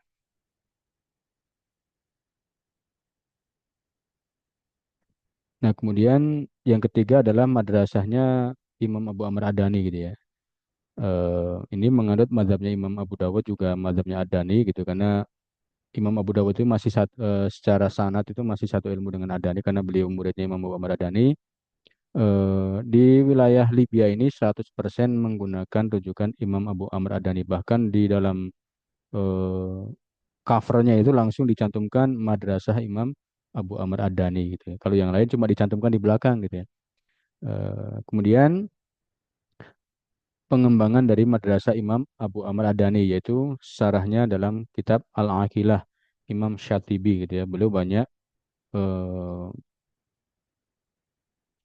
menjadi pentahrir atau pentahrij gitu ya, pentahkik dari kitab-kitabnya Imam Abu Amr Adani yang tidak ada di Al-Muqni, kemudian beliau tambahkan, kemudian beliau komentari dan menjadi rujukan di Quran-Quran India, Pakistan atau Indonesia yang mendahulu gitu ya. Sebelum kemarin di kita ditetapkan menjadi pelopornya Imam Abu Amr Adani. Kategori kelima yaitu mushaf dengan riwayat Imam Hafiz tapi tidak ada rujukan jelas. Ini pernah dicetak di Baghdad, kemudian juga pernah dicetak di Turki gitu ya. Kalau teman-teman pernah dulu dapat Quran Auqaf Baghdad gitu ya, zaman bahkan saya baca dari di zaman Pak Soekarno itu sudah ada ya Mushaf Auqaf Baghdad itu dibagikan ke berapa kalinya gitu ke Asia Tenggara termasuk penerimanya adalah Indonesia. Nah ini bapak-bapak, ibu-ibu, kawan-kawan semua tentang varian mushaf yang ada di dunia ini bukan hanya Quran Indonesia, riwayat Hafiz bukan hanya ada Madinah gitu, tapi di sana juga ada Quran Libya, riwayat Imam Kolon, penulisannya juga berbeda dengan Madinah gitu ya.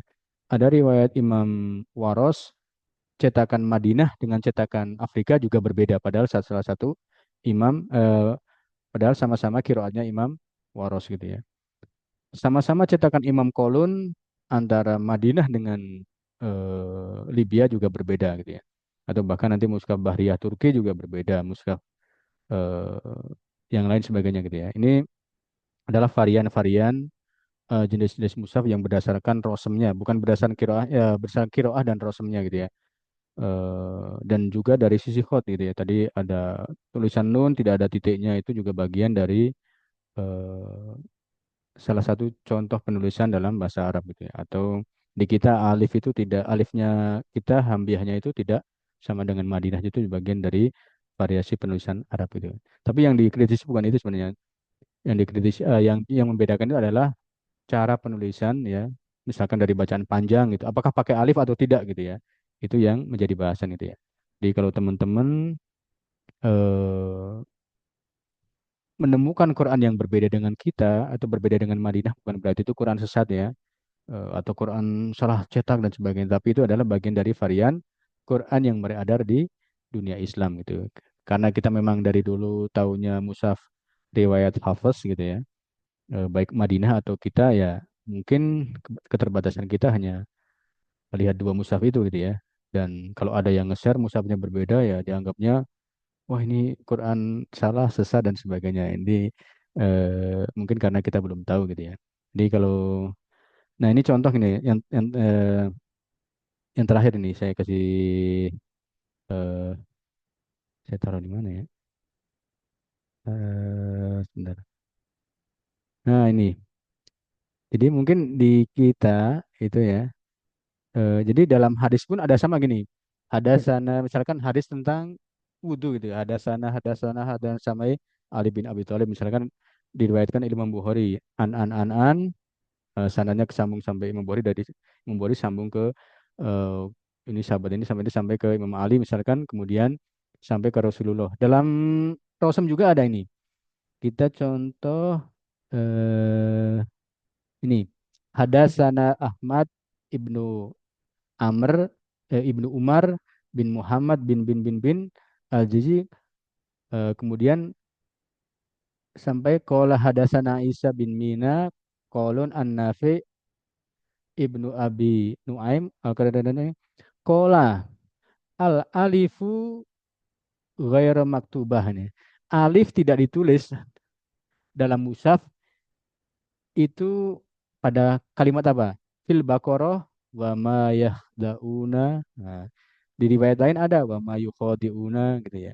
Nah, ini ada riwayatnya. Jadi bukan hanya sekedar ini tapi ada riwayatnya hadasana gitu. Bisa bersambung bahwa di surat Al-Baqarah ada kalimat yahdauna itu tidak, yukhadiuna itu tidak pakai alif. Ini ada riwayatnya gitu. Atau misalkan ini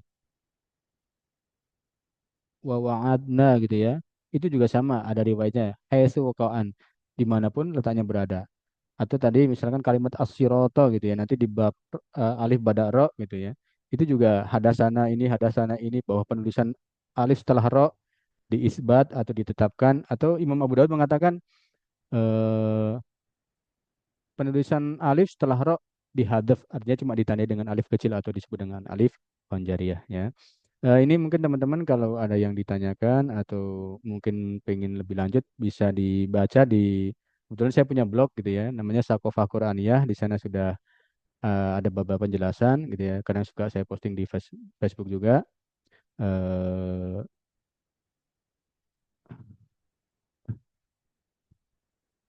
oh, Sakafah Quraniyah gitu ya.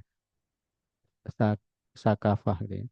Jadi sudah kadang sering saya posting di Facebook juga, dan suka alhamdulillah ada tanggapan juga dari Lajnah gitu ya. Dan ini bagian dari kita untuk memahamkan masyarakat bahwa Quran yang selama ini kadang suka kita dituduh Quran Indonesia itu tidak Utsmani gitu ya.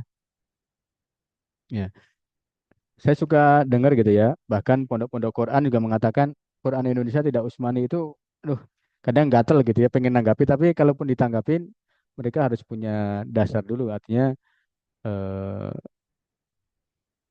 mana? Pakai kof, sakafah Quran ya. Dipisah gitu ya sakafahnya. Pakai ki. Pakai ki. Eh, jadi ini juga membantu teman-teman nanti misalkan jual Quran ke customer gitu ya. Ini Usmani enggak? Bilang aja Usmani 100% gitu ya. Kalau nggak percaya, nah itu ya. Kalau nggak percaya dirujukan Mushaf Kuba ini di belakangnya dituliskan. Yang Mushaf kita kasih karena ini memang bagian kita ingin meyakinkan gitu ya. Yang di lain memang nggak dicantumkan, tapi di sini saya dan tim berusaha mencantumkan karena ini sebagai bukti bahwa Quran itu kita itu adalah Utsmani gitu ya. Ada rujukannya gitu ya. Jangan sampai yang tidak paham mengatakan Quran Indonesia adalah Quran Nusantara, apalagi sampai gitu. Masya Allah gitu ya. Quran kita itu ada sanatnya gitu ya, ada kitab rujukannya gitu ya. Jadi ini sebagai nanti penguat bagi para teman-teman yang memasarkan Quran Samil gitu ya, bahwa Quran Samil juga adalah Quran Utsmani gitu ya. Atau teman-teman nanti ketika lihat Quran yang berbeda dengan kita tidak kaget gitu ya. Ada postingan ini, justru kita jangan menyebarkan, ikut membantu menjelaskan itu. Kalau ada postingan-postingan Quran, Quran sesat ini, bacaannya aneh, sesat dan sebagainya. Ini bukan hanya terjadi di Indonesia gitu ya. Kalau kita buka YouTube gitu ya, misalkan kiroah Imam Duri di Sudan gitu ya. Itu kiroahnya kan aneh gitu, lagamnya lagam Jawa yang pernah viral gitu. Itu lagam Jawa masuk kiroah di Sudan. Bukan, padahal sudah Sudan memang kiroahnya kayak gitu ini. Kiroah di Sudan itu memang kayak gitu, kayak lagam Jawa gitu ya. Jadi pakai kayak bikin ngantuk lah gitu ya. Eh, nah, kemudian bacaannya kan bacaan imam yang berbeda dari Hafaz. Orang Arab Timur Tengah komentarnya apa coba? eh itu baca Quran salah i'rab gitu. Itu saya lihat komentar-komentar orang Arab pakai bahasa Arab itu ya. Jadi orang Arab pun masih tidak terima gitu kalau ada qiraah Quran itu selain hafaz gitu ya. Itu bacaan Qurannya kok nggak memenuhi standar i'rab gitu ya. Menyalahi para ahli nuhat gitu, ahli nahwu gitu ya. Itu orang Arab sendiri gitu karena mereka tahunya dari kecil sampai besar itu bacaan Quran itu hanya satu gitu ya. Apalagi di Indonesia yang jauh dari tradisi-tradisi seperti itu. Tapi alhamdulillah sekarang mungkin udah banyak di Indonesia ya madrasah-madrasah kiroah gitu ya yang bersanad gitu ya. Salah satu keunggulan Quran bersanad itu adalah kita bersambung kepada eh, yang punya kiroah gitu ya, kepada yang membawa kiroah ini. Jadi sebeda apapun bacaan Quran kalau dia masih bersanad itu adalah kiroah sahihah gitu ya. Maka dalam standar Rosem dianggap Rasul Usmani itu kalau salah satunya adalah sesuai dengan kiroah gitu ya. Artinya baik itu kiroah yang dihadaf atau kiroah yang diisbat itu mengakomodasi dua-dua kiroah itu tadi gitu ya. Di sekali lagi eh, atau teman-teman yang suka baca kitab bisa dirujuk gitu ya di eh, kitab-kitabnya Al-Muqni dengan syarah-syarahnya atau kitabnya At-Tanzil Imam Abu Dawud dengan syarah-syarahnya juga. Saya sebenarnya saya juga punya mushaf Libya gitu, cuma mushaf Libya agak sedikit tebal jadi saya nggak bawa gitu ya. Di rumah saya juga punya beberapa koleksi mushaf-mushaf kuno gitu ya, yang dari Jawa, yang dari Sumatera gitu ya. Itu memang bagian dari hasanah gitu ya. Artinya kita sebagai pembelajar meskipun itu kadang menyalahi Rasul Usmani, tapi itu bagian hasanah yang wajib bagi pelajar itu untuk tahu gitu ya. Nah ini sebagai pengetahuan saja gitu ya. Bagi yang senang dengan ulumul Quran ya bisa menambah baik itu ke Quran kitab-kitab yang sudah diterjemahkan atau yang senang baca kitab aslinya juga bisa baca gitu. Kalau misalkan tidak bisa memahami kitab bisa di Google Translate mungkin gitu. Tapi kadang Google Translate itu nggak suka aneh gitu ya. Ya, suka aneh terjemahnya. Ya, mungkin itu saja yang saya sampaikan. Mudah-mudahan menambah wawasan bagi kita. Sekian, saya akhiri. Assalamualaikum warahmatullahi wabarakatuh. Waalaikumsalam warahmatullahi wabarakatuh. Alhamdulillahirrahmanirrahim. Terima kasih Ustadz Fahrudin ya yang sudah menyampaikan ilmunya hari ini, Masya Allah ya. Ternyata semakin kita belajar, kita semakin kecil ya. Banyak hal-hal yang belum kita ketahui hari ini. Jadi Masya Allah, tabarakallah, Ustadz hari ini sudah bisa apa ya berbagi pengalaman, berbagi sharingnya terkait dengan musab-musab yang selama ini kita baca mungkin ya. Nah, ternyata ada juga nih beberapa musab-musab lainnya yang tentunya ini menjadi salah satu pengetahuan untuk kita semuanya. Ternyata masih banyak hal-hal yang perlu kita ketahui, hal-hal yang perlu kita pelajari, Insya Allah. Baik, semoga penjelasan yang disampaikan oleh Ustadz Fahrudin barusan ya, ini menjadi wasilah kita untuk terus belajar Al-Quran, belajar untuk memahami. Baik, sebelum kita masuk ke informasi yang akan disampaikan oleh Pak Didi ya, mungkin ada pertanyaan dulu.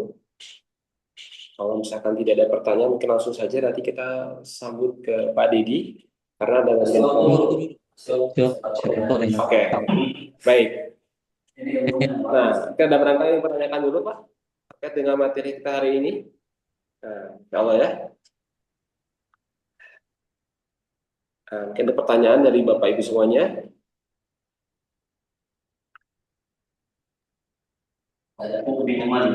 atau Dalam. atau masih meraba-raba dulu nih, ditunggu rekamannya. Kira mau bertanya Pak Isan, ditunggu rekamannya. Baik ya. Karena untuk mempelajari dulu ya Pak Aisyah ya, jadi mengikuti dulu merasati setiap apa namanya materi disampaikan oleh Ustaz Farudin ya. Ada? Sepertinya cukup Pak Dedi. Cukup untuk mempelajari lagi gitu. Nanti di rumah pelajari lagi ya, insya Allah. Hmm. Ada rekom buku terjemah. Oh apa ini? Oh ada rekomendasi nggak buku terjemah yang menerangkan tentang itu Ustaz? Di Indonesia ini belum banyak yang membahas tentang itu ya. Di Lajnah ada Dr. eh, Kiai Zainal Mazkur itu beliau eh, dalam disertasinya itu pernah mengarang ya. Ya itu ini untuk sebagai kalau teman-teman membaca benar nih karangan Dr. Zainal Mazkur ini membahas tentang perbedaan rosem itu yang ada di beliau disertasi itu bisa di Google atau dicari di sana dijual juga. Ada dua kitab. Yang kedua, apakah Rosem Usmani itu ijtihad atau tauqif gitu ya. Itu juga beliau ngarang ini. Kalau yang lain saya lihat belum banyak yang membahas tentang Rosem, kebanyakan ilmu-ilmu kiroat gitu ya, kiroat, tajwid, tahsin gitu ya. Untuk membahas Rosem ini memang jarang gitu, sehingga memang kelemahan-kelemahan kayak di pondok itu gitu ya. Kebanyakan hanya tahu hafalan gitu ya, tetapi dari sisi eh, cara penulisan itu memang agak sedikit kurang gitu ya, sehingga kadang gampang menyalahkan bahwa Rosem Al-Quran yang paling Utsmani itu adalah Madinah gitu ya. Kemudian saya juga nggak menganut prinsip ini.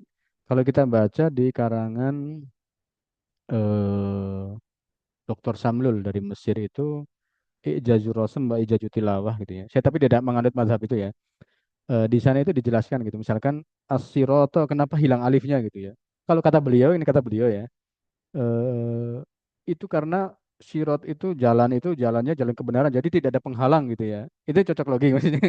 Tapi saya tidak mengenai mazhab itu. Kalau saya berprinsip gini, selama ada sanadnya, mau itu hilang alif atau ada alifnya, itu kalau kata Imam Abu Amr Adani, ketika Imam Abu Amr Adani itu pernah ditanya gini, bagaimana dengan orang-orang yang sekarang mempunyai ilmu menganalisis gitu ya terhadap Rosem gitu ya. Kata beliau, saya tidak dalam hal itu, tapi saya selama ada sanad dari para ulama yang bersambung sampai ke Mushaf Utsman itu akan saya tulis. Masalah ada yang menganalisis misalkan kenapa Ibrahim itu ditulis ada yang pakai ya, ada yang pakai alif karena ini karena itu gitu ya. Itu analisis Rasul gitu ya.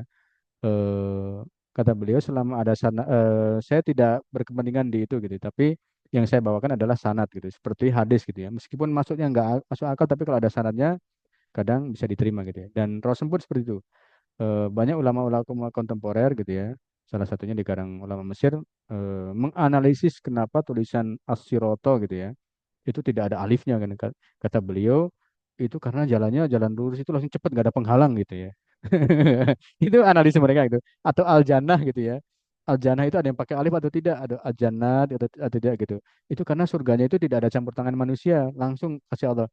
Nah, itu mah bagian dari analisis, tapi saya tidak mengenai mazhab itu. Kalau saya mazhab saya adalah selama ada sanad gitu ya, dari para imam Rasul, saya mengikuti itu gitu ya.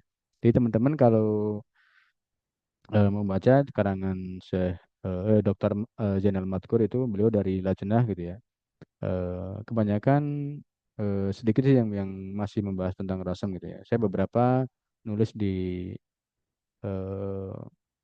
di blog gitu ya, dan ada beberapa juga yang kemarin itu kita bahas di di tesisnya teman-teman PTIQ. Itu ada salah satu bahasan tentang wakaf dalam mushaf eh, Pakistan gitu ya, Bombay gitu ya. Itu sudah dicetak juga gitu ya, dan itu hasil dari tesis mahasiswi di PTIQ gitu ya. Itu juga karena tadinya dialog di blog, kemudian akhirnya diskusi tentang tesis, dan sekarang menjadi buku gitu. Dan itu bagian dari juga eh, para pencinta ilmu Quran itu menyebarkan gitu ya tentang Rosem, tentang eh, atau gini, eh, kalau teman-teman pengen lihat rujukan Mushaf Indonesia secara utuh gitu ya, selain Rosem gitu ya, itu bisa diakses di kitab namanya Al-Kunuz. Al-Kunuz fi rumuzil autofil Quran gitu ya, Imam eh, Sodik Al-Hindi gitu ya. Jadi di situ diterangkan misalkan wakaf lazim itu ada berapa di Quran itu jumlahnya gitu ya, tempatnya di mana saja gitu ya. Wakaf mu'anakoh itu ada berapa gitu. Misalkan wakaf titik tiga itu ya, di Madinah cuma ada 4 tempat. Di Indonesia itu ada sekitar 16 sama 15, sekitar 30 sekian gitu ya. Itu ada kitabnya gitu ya. Jadi di Indonesia itu bukan karena ada rukunya, ada hizbnya, ada apa itu ada rujukannya semua gitu ya. Di Kunusul Autof itu. Jadi sampai titik tiga itu ada berapa titiknya di mana saja gitu. Kemudian tanda ain gitu ya. Tanda ain itu ada berapa saja gitu. Ada wakaf lazim ada berapa saja gitu. Wakaf qola dan sebagainya gitu ya. Itu bisa dirujuk di Kunusul Autof gitu ya. Atau tapi memang agak sedikit jarang sih yang membahas tentang rosem gitu ya. Kebanyakan kalaupun ada yang membahas gitu ya. Ingat ini ya, masalah rosem itu juga di Arab itu juga banyak yang sadid gitu ya. Artinya selain Musa Madinah itu rosemnya dianggap doif itu juga ada gitu. Ulama-ulama mengatakan seperti itu gitu ya. Tapi ya itu bagian dari keilmuan lah yang bisa kita saring, yang bisa kita ini. Tapi kalau mau baca memang untuk buku terjemahan belum ada gitu ya. Saya lihat belum ada yang membahas tentang rosem secara detail gitu ya. Kalaupun mau itu yang karangan Dr. Jenderal Mazkur itu ya Rosem Usmani judulnya kalau nggak salah gitu ya. Itu bisa dibeli gitu ya dan cukup tebal gitu ya, cukup tebal gitu. Mungkin itu aja. Eh, Baik, alhamdulillah terima kasih Ustadz ya atas informasinya. Assalamualaikum. Ada lagi Bapak Ibu semuanya yang tanyakan terkait dengan materi yang disampaikan oleh Ustadz Fahrudin ya tadi ya. Ternyata juga apa namanya semakin kita belajar ya, semakin kita ingin tahu ternyata kita semakin nggak tahu juga eh, ternyata. Kenapa, Ustadz? Mungkin teman-teman kalau mau beli ini mushaf riwayat Waros ini ya. Saya beli di Indonesia ini di Surabaya ini. Ternyata di Surabaya ada. Kemarin saya pesen yang mushaf Casablanca sama Libya tapi belum datang. Kemarin kan ada pameran di Mesir gitu ya. Tapi sampai sekarang belum belum datang gitu yang versi terbarunya gitu ya. Jadi kalau teman-teman mau mushaf yang ini itu ada di Surabaya ini di toko Maktabah apa nih? Ini ada beberapa riwayat teman-teman bisa beli dan bisa membandingkan rosemnya gitu ya. Selain rosem juga khotnya, selain rosem juga kiroahnya gitu ya, agak berbeda dan nanti teman-teman akan lihat rujukan di akhir ini, di akhir kitabnya ini, di akhir Qurannya itu rujukannya dari mana itu dicantumkan semua. Nanti kalau teman-teman mau bandingin antara mushaf Indonesia dengan mushaf yang ada di Afrika sana itu bisa beli online juga ada kalau nggak salah gitu ya. Eh, Bisa teman-teman untuk menambah khasanah gitu ya. Kalau jualannya kan tetap Quran Samil mungkin ya, tapi kalau untuk menambah pengetahuan gitu, karena kalau Quran ini dijual untuk umum itu nggak akan laku gitu dan bacaannya juga berbeda, harus pakai sanad gitu ya. Harus pakai sanad bacaannya ini nggak bisa dibaca sembarangan gitu ya. Entah saktahnya, tashilnya, imalahnya dan sebagainya itu butuh sanad gitu, nggak cuma dengar dari YouTube atau dengar dari harus butuh butuh sanad. Itu aja mungkin kalau mau beli caranya. Baik, alhamdulillah. Terima kasih Ustadz Fahrudin ya yang sudah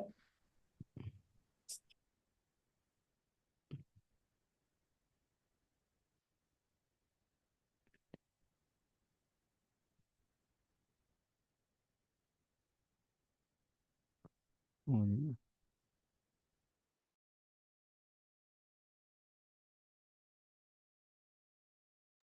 baik, alhamdulillah insyaallah ya. Alhamdulillah Ustadz, terima kasih atas ilmunya hari ini. Banyak hal-hal yang mungkin saat ini kita tidak tahu ya. Ternyata masih banyak hal yang perlu kita pelajari, masih banyak hal-hal yang harus kita apa namanya bahas satu persatu. Ternyata banyak hal yang belum kita ketahui juga ya terkait dengan beberapa musab-musabnya dan sebagainya. Bahkan tadi juga sudah disampaikan apa namanya riwayat yang disabkan kepada Imam Asim bin Abi yang tadi ya Imam Kiroatnya melalui muridnya Hafs bin Sulaiman. Gitu. Bahkan tadi sudah dikasih informasi nih ada ciri khas riwayat Hafs itu salah satunya tadi bacaannya jelas gitu ya dan stabil, ada kaidah tajwidnya itu mudah dipelajari juga dan itu juga sangat cocok kita ya untuk sebagai tilawah harian ya. Ya, karena di salah satu bacaan yang paling banyak digunakan di dunia Islam ya. Karena di Indonesia kan ya. Masya Allah, barakallah. Baik ya. Baik Bapak semuanya, insya Allah setelah ini kita akan mendengarkan informasi-informasi yang akan disampaikan oleh Pak Dedi ya terkait dengan program-program wakaf dan sebagainya. Tapi perlu diinformasikan lagi, nanti insya Allah SKA di bulan Ramadan nanti masih akan terus berjalan dengan konsepnya itu adalah pesantren ya, pesantren Ramadan. Nanti kita akan hadirkan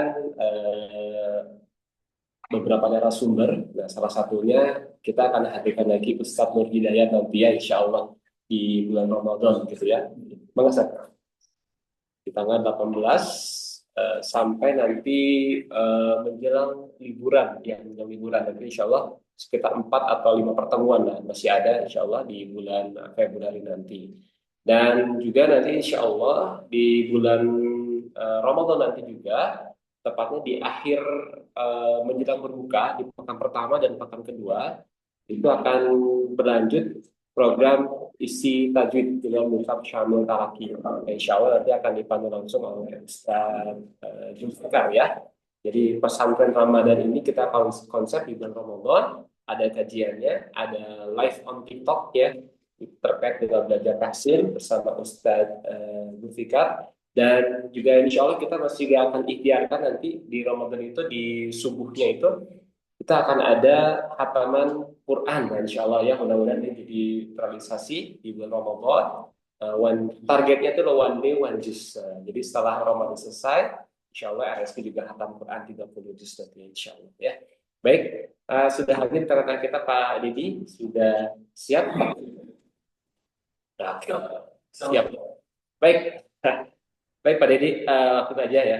Kita langsung ke Pak Dedi, silakan Pak Dedi. Baik, Bismillahirrahmanirrahim. Assalamualaikum warahmatullahi wabarakatuh. Waalaikumsalam. Oh, Alhamdulillah, asyhadu an la ilaha illallah, asyhadu anna Muhammadan abduhu wa rasuluh, la nabiyya ba'dah. Allahumma shalli ala Muhammad wa ala Muhammad kama shallaita ala Ibrahim wa ala innaka Hamidum. Puji dan syukur kita panjatkan kehadirat Allah Subhanahu wa taala yang berkat rahmatnya, kasih sayangnya. Masya Allah ya, hari ini pagi ini dapat ilmu yang luar biasa ya.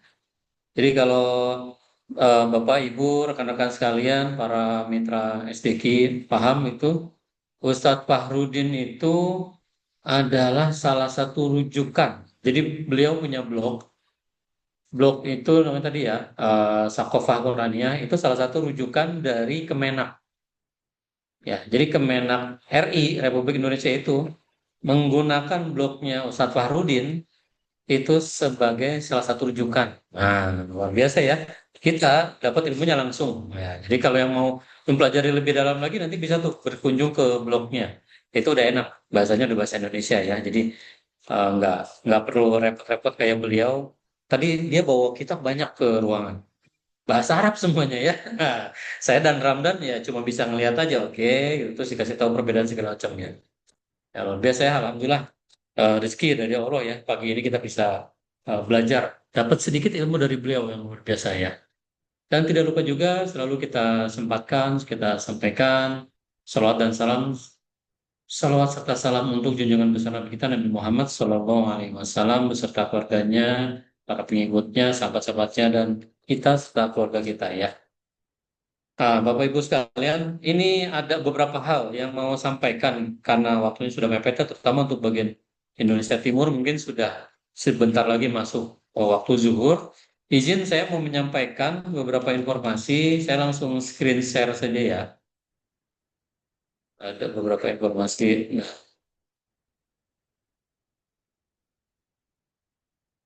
belum muncul ya.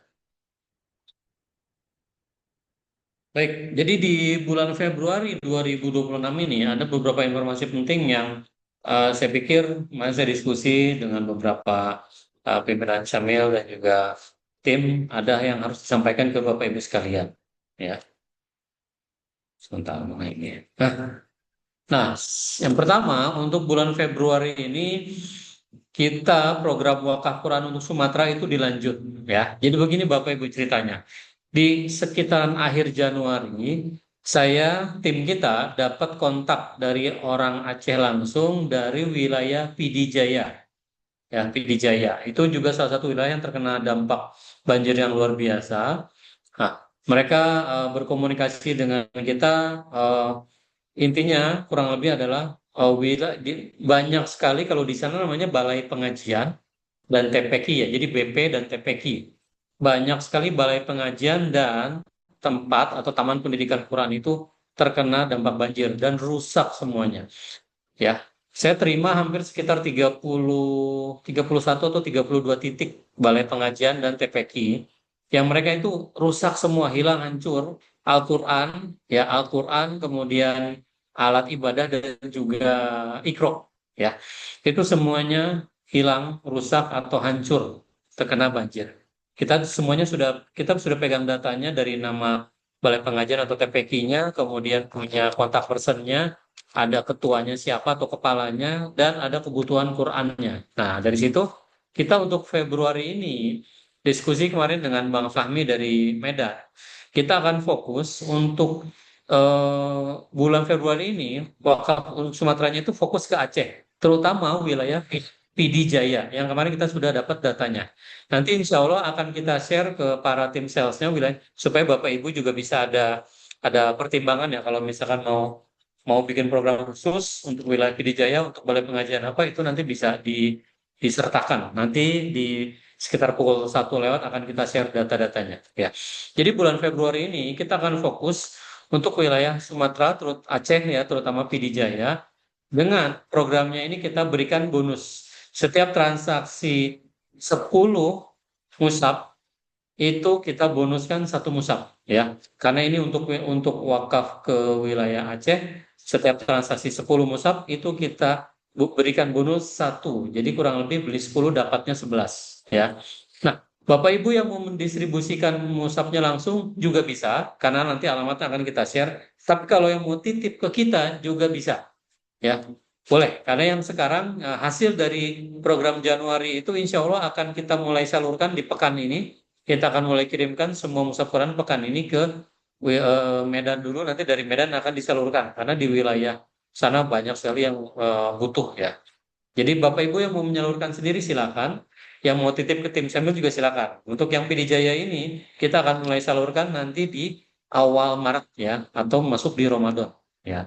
Semua benefitnya tetap berlaku ya. Jadi semua benefitnya Bapak Ibu mau pilih yang diskon 35% atau yang 30%, semuanya tetap berlaku. Reward dapat, poin wakaf dapat. Bonusnya adalah kita gratiskan 1, kita lebihkan 1, plus yang mau titip distribusi bisa lewat Samil. Seluruh biaya distribusinya itu nanti ditanggung oleh PT SDQ ya, oleh Samil Quran. Itu untuk program Aceh. Jadi silakan Bapak Ibu yang sedang membuat program wakaf Quran, kita juga selesai Zoom ini akan kita bagikan flyer-flyer untuk yang bisa digunakan oleh para mitra. Itu dengan ada kolom-kolom kosong ya, bisa digunakan diedit, ditambahkan nama RSQ-nya, ditambahkan nama mitra, tambahkan kontak personnya, silakan ya. Itu nanti bisa Bapak Ibu gunakan. Ya nanti Kang Ramdan akan share ini di grup sales dan juga di grup-grup mitra supaya langsung bisa digunakan oleh Bapak Ibu sekalian. Itu adalah program untuk bulan Februari. Lanjut informasi yang berikutnya. Nah, Bapak Ibu mungkin pernah tahu ya, kita umumkan kemarin reward tahun 2025 ini untuk 6 cabang ya. Ini ada data-datanya ya dari Mitra Palembang, kemudian Medan, Bandung, Yogyakarta, Jakarta, dan Surabaya ya. Nah, di bulan Februari ini kita ada beberapa pengumuman penting ya. Yang pertama adalah perpanjangan program reguler ya. Jadi kalau program reguler kita yang seharusnya selesai tanggal 31 Desember 2025 kemarin itu akan kita perpanjang sampai tanggal 31 Maret 2026. Ya, sekali lagi saya ulang. Program reguler yang seharusnya selesai tanggal 31 Desember kemarin, kita perpanjang menjadi sampai 31 Maret 2026. Ya. Jadi yang bulan Januari kemarin ada transaksi program reguler, itu masih kita hitung terus sampai 31 Maret 2026. Tujuannya apa? Supaya, karena kita dapat banyak sekali masukan, dapat banyak permintaan yang ingin kejar rihlah Qurani ke Singapura tapi masih kurang ya. Dan ada yang sudah dapat tapi masih ingin nambah karena baru ada yang baru dapatnya 2, dapatnya 3, tapi ingin bawa anak-anaknya karena totalnya ada 5 orang, ada 4 orang ya. Kita berikan kesempatan sampai 31 Maret 2026 untuk menambah perhitungan program regulernya. Ya, jadi Bapak Ibu yang masih punya kekurangan yang ingin mengejar rihlah Qurani ke Malaysia, itu yang sudah dapat wisata Qurani ke Bandung tapi ingin di-upgrade jadi rihlah Qurani ke Malaysia, itu bisa punya waktunya ya. Jadi sampai 31 Maret 2026 kita buka waktu kembali untuk mengejar rihlah Qurani 2026. Kalau kemarin kan sudah sekitar 30, saya lupa ya, 35 atau 37 orang yang dapat rihlah Qurani. Nah, harapannya kita perpanjang sampai 31 Maret. Saya berharap bisa lebih banyak nih yang bisa berangkat rihlah Qurani bareng-bareng ya, PTSDQ Syamil Quran. Ya. Nah, kemudian yang berikutnya adalah rihlah Qurani Singapura itu juga bisa ditambahkan ya atau ditukar dengan poin wakaf. Nah, jadi Bapak Ibu yang punya tabungan poin wakaf yang belum ditukarkan, itu bisa menukarkan poin wakafnya menjadi perjalanan rihlah Qurani ke Singapura. Ya, jadi kalau yang tidak dapat mau beli, misalkan saya mau nambah 1 atau 2 buat anak saya atau buat orang tua saya biar ikut rihlah Qurani bareng Syamil Quran ke Singapura, boleh. Boleh ditukarkan secara utuh, ya, atau menukarkan poin untuk kekurangan. Contoh, misalkan ya, Pak, saya rihlah Qurani udah dapat 1 pack, ya, tapi ada lebihan nih, dihitungannya ada lebihan. Ada lebihan misalkan berapa, boleh nggak saya nambah kekurangannya dengan poin wakaf? Boleh, ya. Atau kasusnya gini, Pak, saya baru dapat wisata Qurani. Kalau ke rihlah Qurani saya masih jauh, tapi ada juga lebihnya nih Pak, lebih lebih capaiannya. Nah, itu bisa tuh nambah kekurangannya dengan poin wakaf. Itu juga bisa. Ya, jadi Bapak Ibu silakan. Nanti kita akan umumkan kembali ya sampai di bulan Januari berapa capaiannya. Kalau ada kekurangan untuk mengejar rihlah Qurani, silakan. Nanti kita juga cantumkan kekurangannya itu kalau di poinnya kira-kira berapa ya. Contoh misalkan ya ada yang mau menukarkan rihlah Quraninya dengan poin wakaf ya, tapi capaiannya baru di angka 100 juta misalkan ya kemarin sampai di Desember.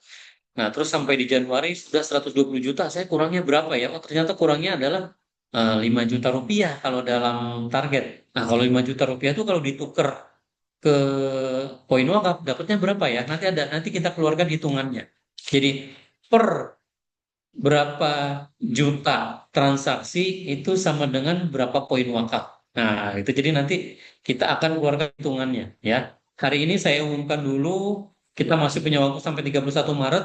Nanti Bapak Ibu bisa kerja bisa bisa mengejar targetnya sampai 31 Maret. Nanti ada gambarannya. Kira-kira saya butuh tambahan poin wakaf berapa? Atau saya kalau transaksinya reguler saja butuh ukurannya berapa lagi? Ya, nanti bisa dikejar ya sampai 31 Maret 2026. Insya Allah. Nah, karena kita mundur sampai 31 Maret, jadinya untuk rihlah Qurani ini insya Allah akan kita jalankan sekitaran di bulan Juni atau pada saat anak sekolah libur ya, pada saat liburan sekolah. Kita berharap kita bisa dapat jadwal pada saat liburan sekolah anak-anak di Indonesia ya. Ya, walaupun nantinya kita akan atur, bisa menyesuaikan dengan kebijakan atau kondisi yang berlaku. Misalkan ternyata ada tidak sama liburnya atau ternyata waktu peak seasonnya liburan sekolah itu terlalu padat, hotelnya sudah penuh, mungkin kita akan geser sedikit, maju sedikit atau mundur sedikit, tapi kita akan upayakan itu di bulan Juni 2026 kita berangkat rihlah Qurani ke Singapura. Ya.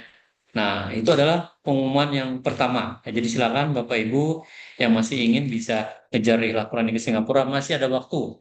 Yang masih ingin anak-anaknya atau orang tuanya bisa diajak ikut ya rihlah Qurani ke Singapura, masih ada waktu. Ya.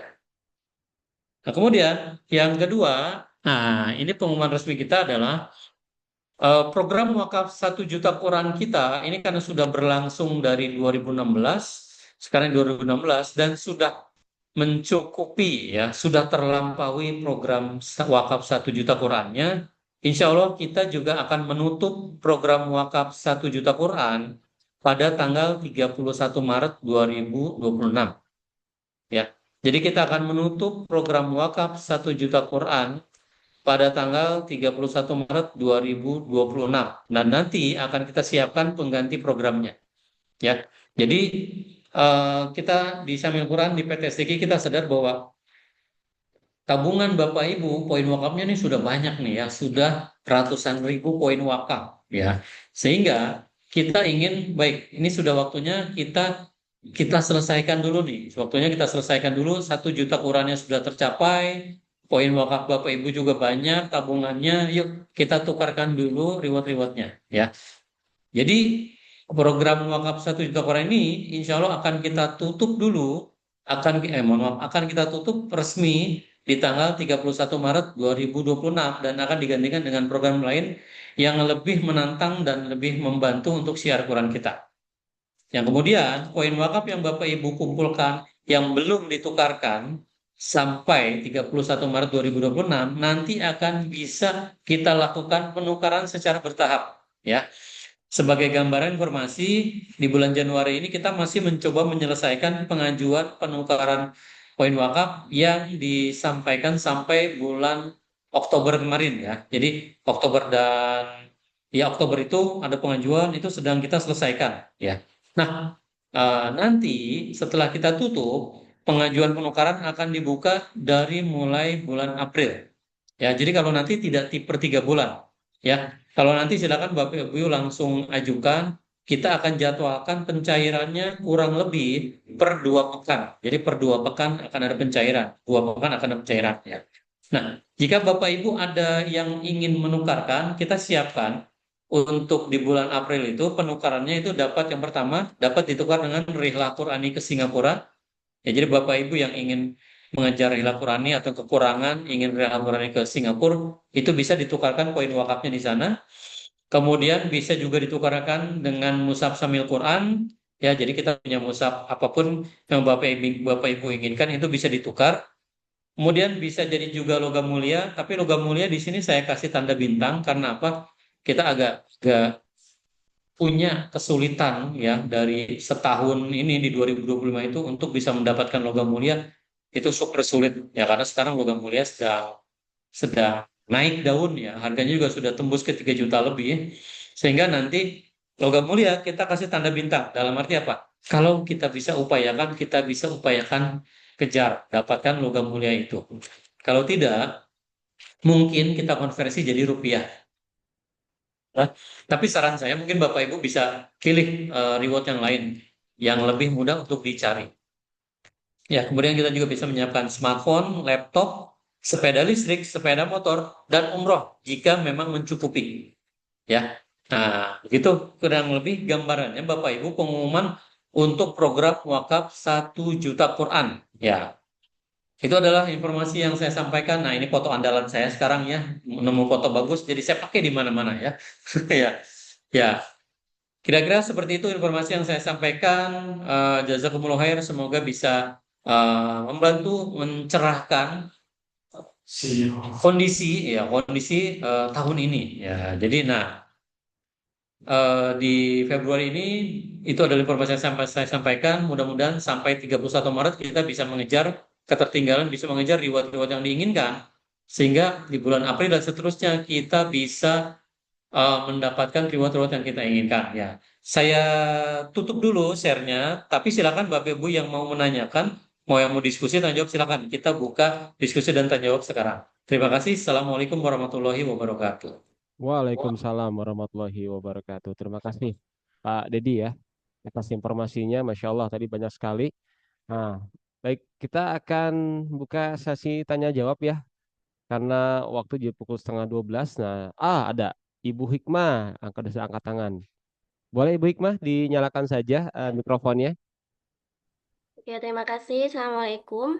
Waalaikumsalam warahmatullahi wabarakatuh. Pak Dedi mau tanya, tadi kan disampaikan kalau batas diperpanjang sampai 31 Maret itu. Nah, semisalnya eh, sampai tanggal 31 Maret itu saya tidak akan menambah seat untuk Rihlah Qur'ani. Apakah itu akan hangus atau bisa untuk mencapai ke reward di tahun apa di periode selanjutnya gitu, Pak? Terima kasih. Baik, terima kasih Bu Hikmah. Seperti ketentuan pada program reguler, jadi kalau untuk program reguler ya, bukan poin wakaf. Untuk program reguler yang dicapai sampai titik akhir itu wajib ditukarkan. Ya. Dan kalau tidak ditukarkan memang akan hangus. Ya. Tapi untuk yang tahun ini kita akan menawarkan seperti ini. Misalkan contoh, Bu Hikmah untuk kejar, Bu Hikmah sudah dapat berapa seat ya? Dua atau tiga ya? Dua, Pak. Misalkan ya, dua ya. Misalkan Bu Hikmah sudah dapat dua. Kalau dari rupiahnya 250 juta lah, anggap segitu ya, misalkan. Tapi capaiannya sudah 300 juta, gitu ya. Kan sayang nih 50 jutanya ya. Masa hangus begitu aja, Pak? Ini kan bukan keinginan saya. Ya. Nah, jadi untuk yang tahun ini, yang ada kelebihan dari capaian yang sudah diraih, contoh misalkan tadi ya, pas saya sudah dapat dua seat dengan nilai 250 juta, ada kelebihan nih, entah 30 juta atau 50 juta. Nah, itu bisa ditukarkan dengan reward lainnya yang memang disiapkan untuk tahun ini. Gitu, Bu. Tapi wajib ditukarkan, tapi tetap wajib ditukarkan dengan reward yang lain. Misalkan, oh, bisa jadi mushaf Quran, atau bisa jadi smartphone, atau bisa jadi TV, atau apapun itu gitu ya. Jadi tetap wajib ditukarkan. Kalau reguler ya tetap wajib ditukarkan, tidak dihanguskan. Kelebihan dari capaian itu bisa ditukarkan dengan yang lain. Nah, kurang lebih begitu Bu Hikmah. Oh, berarti semisalnya saya dapat misalnya 300 juta itu tadi, Pak. Berarti wajib, berarti tetap harus satu tiket itu harus untuk Rihlah gitu ya, Pak. Ya, nggak boleh untuk reward-reward lainnya gitu ya. Ya, jadi misalkan tadi ya, kalau yang gampangnya, yang lebih gampangnya lah, satu pack itu kan misalkan 125 juta, Mm-mm. achieve-nya 150. Maka yang 125 juta itu ditukarkan Rila Qurani, sisanya diganti yang lain. Gitu, misalkan ya Hmm. sudah ditukar musab saja atau ditukar apa yang memang sesuai nilainya. Itu bisa insya Allah untuk tahun ini. Berarti kesimpulannya Gitu. untuk tahun 2026 ini perhitungan untuk reward yang akan datang itu dimulai dari bulan April, begitu ya, Pak ya? Betul. Karena kita Hmm. akan ada skema yang sedikit berbeda. Mm-mm. Untuk insya Allah untuk program berikutnya kita akan ada skema yang sedikit berbeda sehingga kita mulainya memang dari bulan April 2026. Oke, oke, siap. Terima kasih, Pak Dedi. Sama-sama, Bu Hikmah. Baik, Silakan tadi. selanjutnya di kolom chat Pak ada Ibu Yuni. Oh, di kolom chat. Ya, Afwan, kalau nggak capai dan poin wakafnya nggak cukup, tapi pengen ikut rihlah dengan biaya sendiri, apakah bisa Bang? Katanya. Oh ya, baik. Misalkan sudah digabungkan nih antara capaian reguler dengan ditambah poin wakaf yang punya, tapi masih kurang gimana? Ah, itu nanti bentuknya boleh pengajuan, Bu. Ya, saran saya dikejar dulu sampai 31 Maret. Kalau masih sampai tanggal 31 Maret juga belum tercapai dan masih pengen, nanti bentuknya pengajuan. Ya, nanti bisa dibantu oleh tim salesnya masing-masing. Nanti bisa diajukan. Ada kekurangan sekian, apakah bisa ditambahkan dengan nilai rupiah? Kalau tahun-tahun kemarin sih sebenarnya syaratnya adalah sudah achieve dulu satu seat, baru boleh nambah pakai rupiah boleh. Tapi kalau tahun ini nanti boleh ibu atau siapapun nanti yang satu seat juga belum dapat, tapi kurangnya sedikit banget. Ya, nah itu nanti modelnya pengajuan saja. Ya, kalau saya sih lebih berharap kita punya waktu sampai 31 Maret, regulernya bisa dikejar, poin wakafnya bisa ditambah, nanti bisa mengejar sampai 31 Maret. Kalau memang masih kurang, nanti bentuknya pengajuan saja ya. Saya tidak jamin bisa di ACC, tapi silakan diajukan dulu saja. Gitu kira-kira jawaban. Baik, terima kasih. Ada lagi? Coba ada lagi tanyakan dari Bapak Ibu semuanya terkait dengan program reward gitu ya atau wakaf, boleh silakan. Tadi Bu Yuni sudah, Ibu Hikmah. Ada lagi?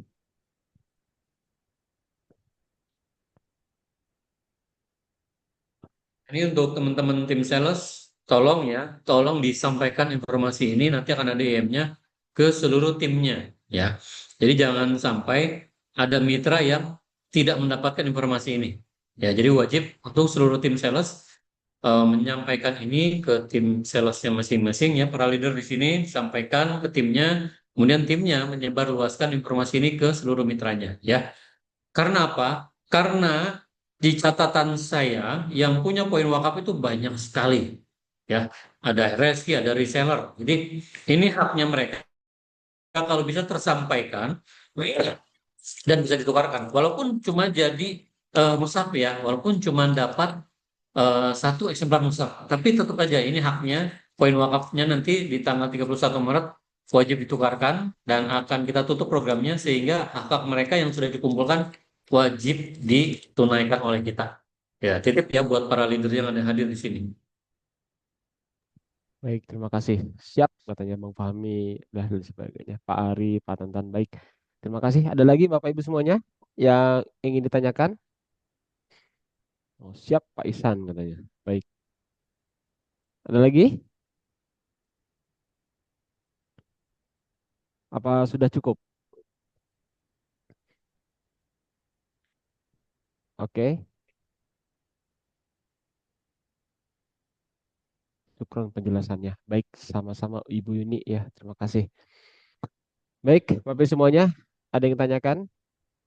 Nah, ini Kang Ramdan saya sedikit sedikit info nih ya. Poin wakaf yang belum ditukarkan di cabang-cabang ya. Di cabang Bandung ada sekitar 25.900-an poin wakaf yang belum ditukarkan. Jakarta ada 61 ribuan poin wakaf yang belum ditukarkan. Medan ada 34.000 poin wakaf. Palembang ada 21.900-an. Nah, Surabaya nih luar biasa Paisan. Surabaya ada 98.400 Paisan. Ya, jadi nah ini Surabaya banyak nih ya. 98.400 poin wakaf yang belum ditukarkan.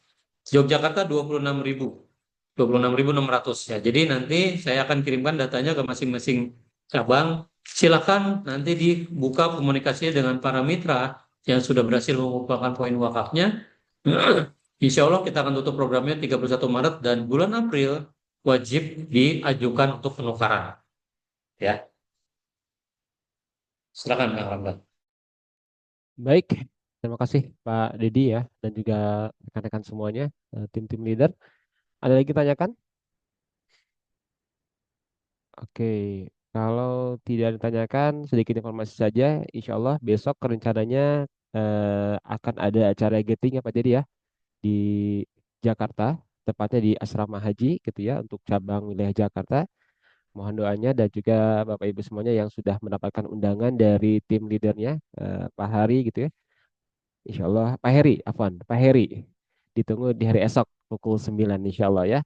Kita sama-sama di sana silaturahim bareng dan juga saling menguatkan apa namanya dalam kebersamaan insya Allah. Baik, Bapak Ibu semuanya ada yang ditanyakan? Kalau sudah cukup ya, maka sudah cukup kali ya. Di Bandung sekarang sudah pukul 11 lebih 40 ya. Baik, sepertinya sudah cukup Pak Didi ya. Baik, Alhamdulillah ya. Terima kasih banyak atas informasinya Pak Didi dan juga Bapak Ibu semuanya. Alhamdulillah alamin, tidak terasa kita telah di akhir acara dan juga di penghujung acara Tahrib Ramadan ya spesial SKE hari ini. Dan insya Allah kita kembali lagi di Rabu depan. Dan konsep Rabu depan adalah SKE-nya dalam bentuk pesantren Ramadan begitu ya. Sekali lagi jadi informasinya ada kajiannya, ada kajian online-nya juga di TikTok begitu, ada tahsin tajwidnya insya Allah setiap sore di pekan pertama dan juga pekan kedua. Dan sekali lagi informasi terakhir adalah insya Allah mohon doanya besok ada acara silaturahim gathering di Jakarta untuk cabang Jakarta tepatnya di Asrama Haji.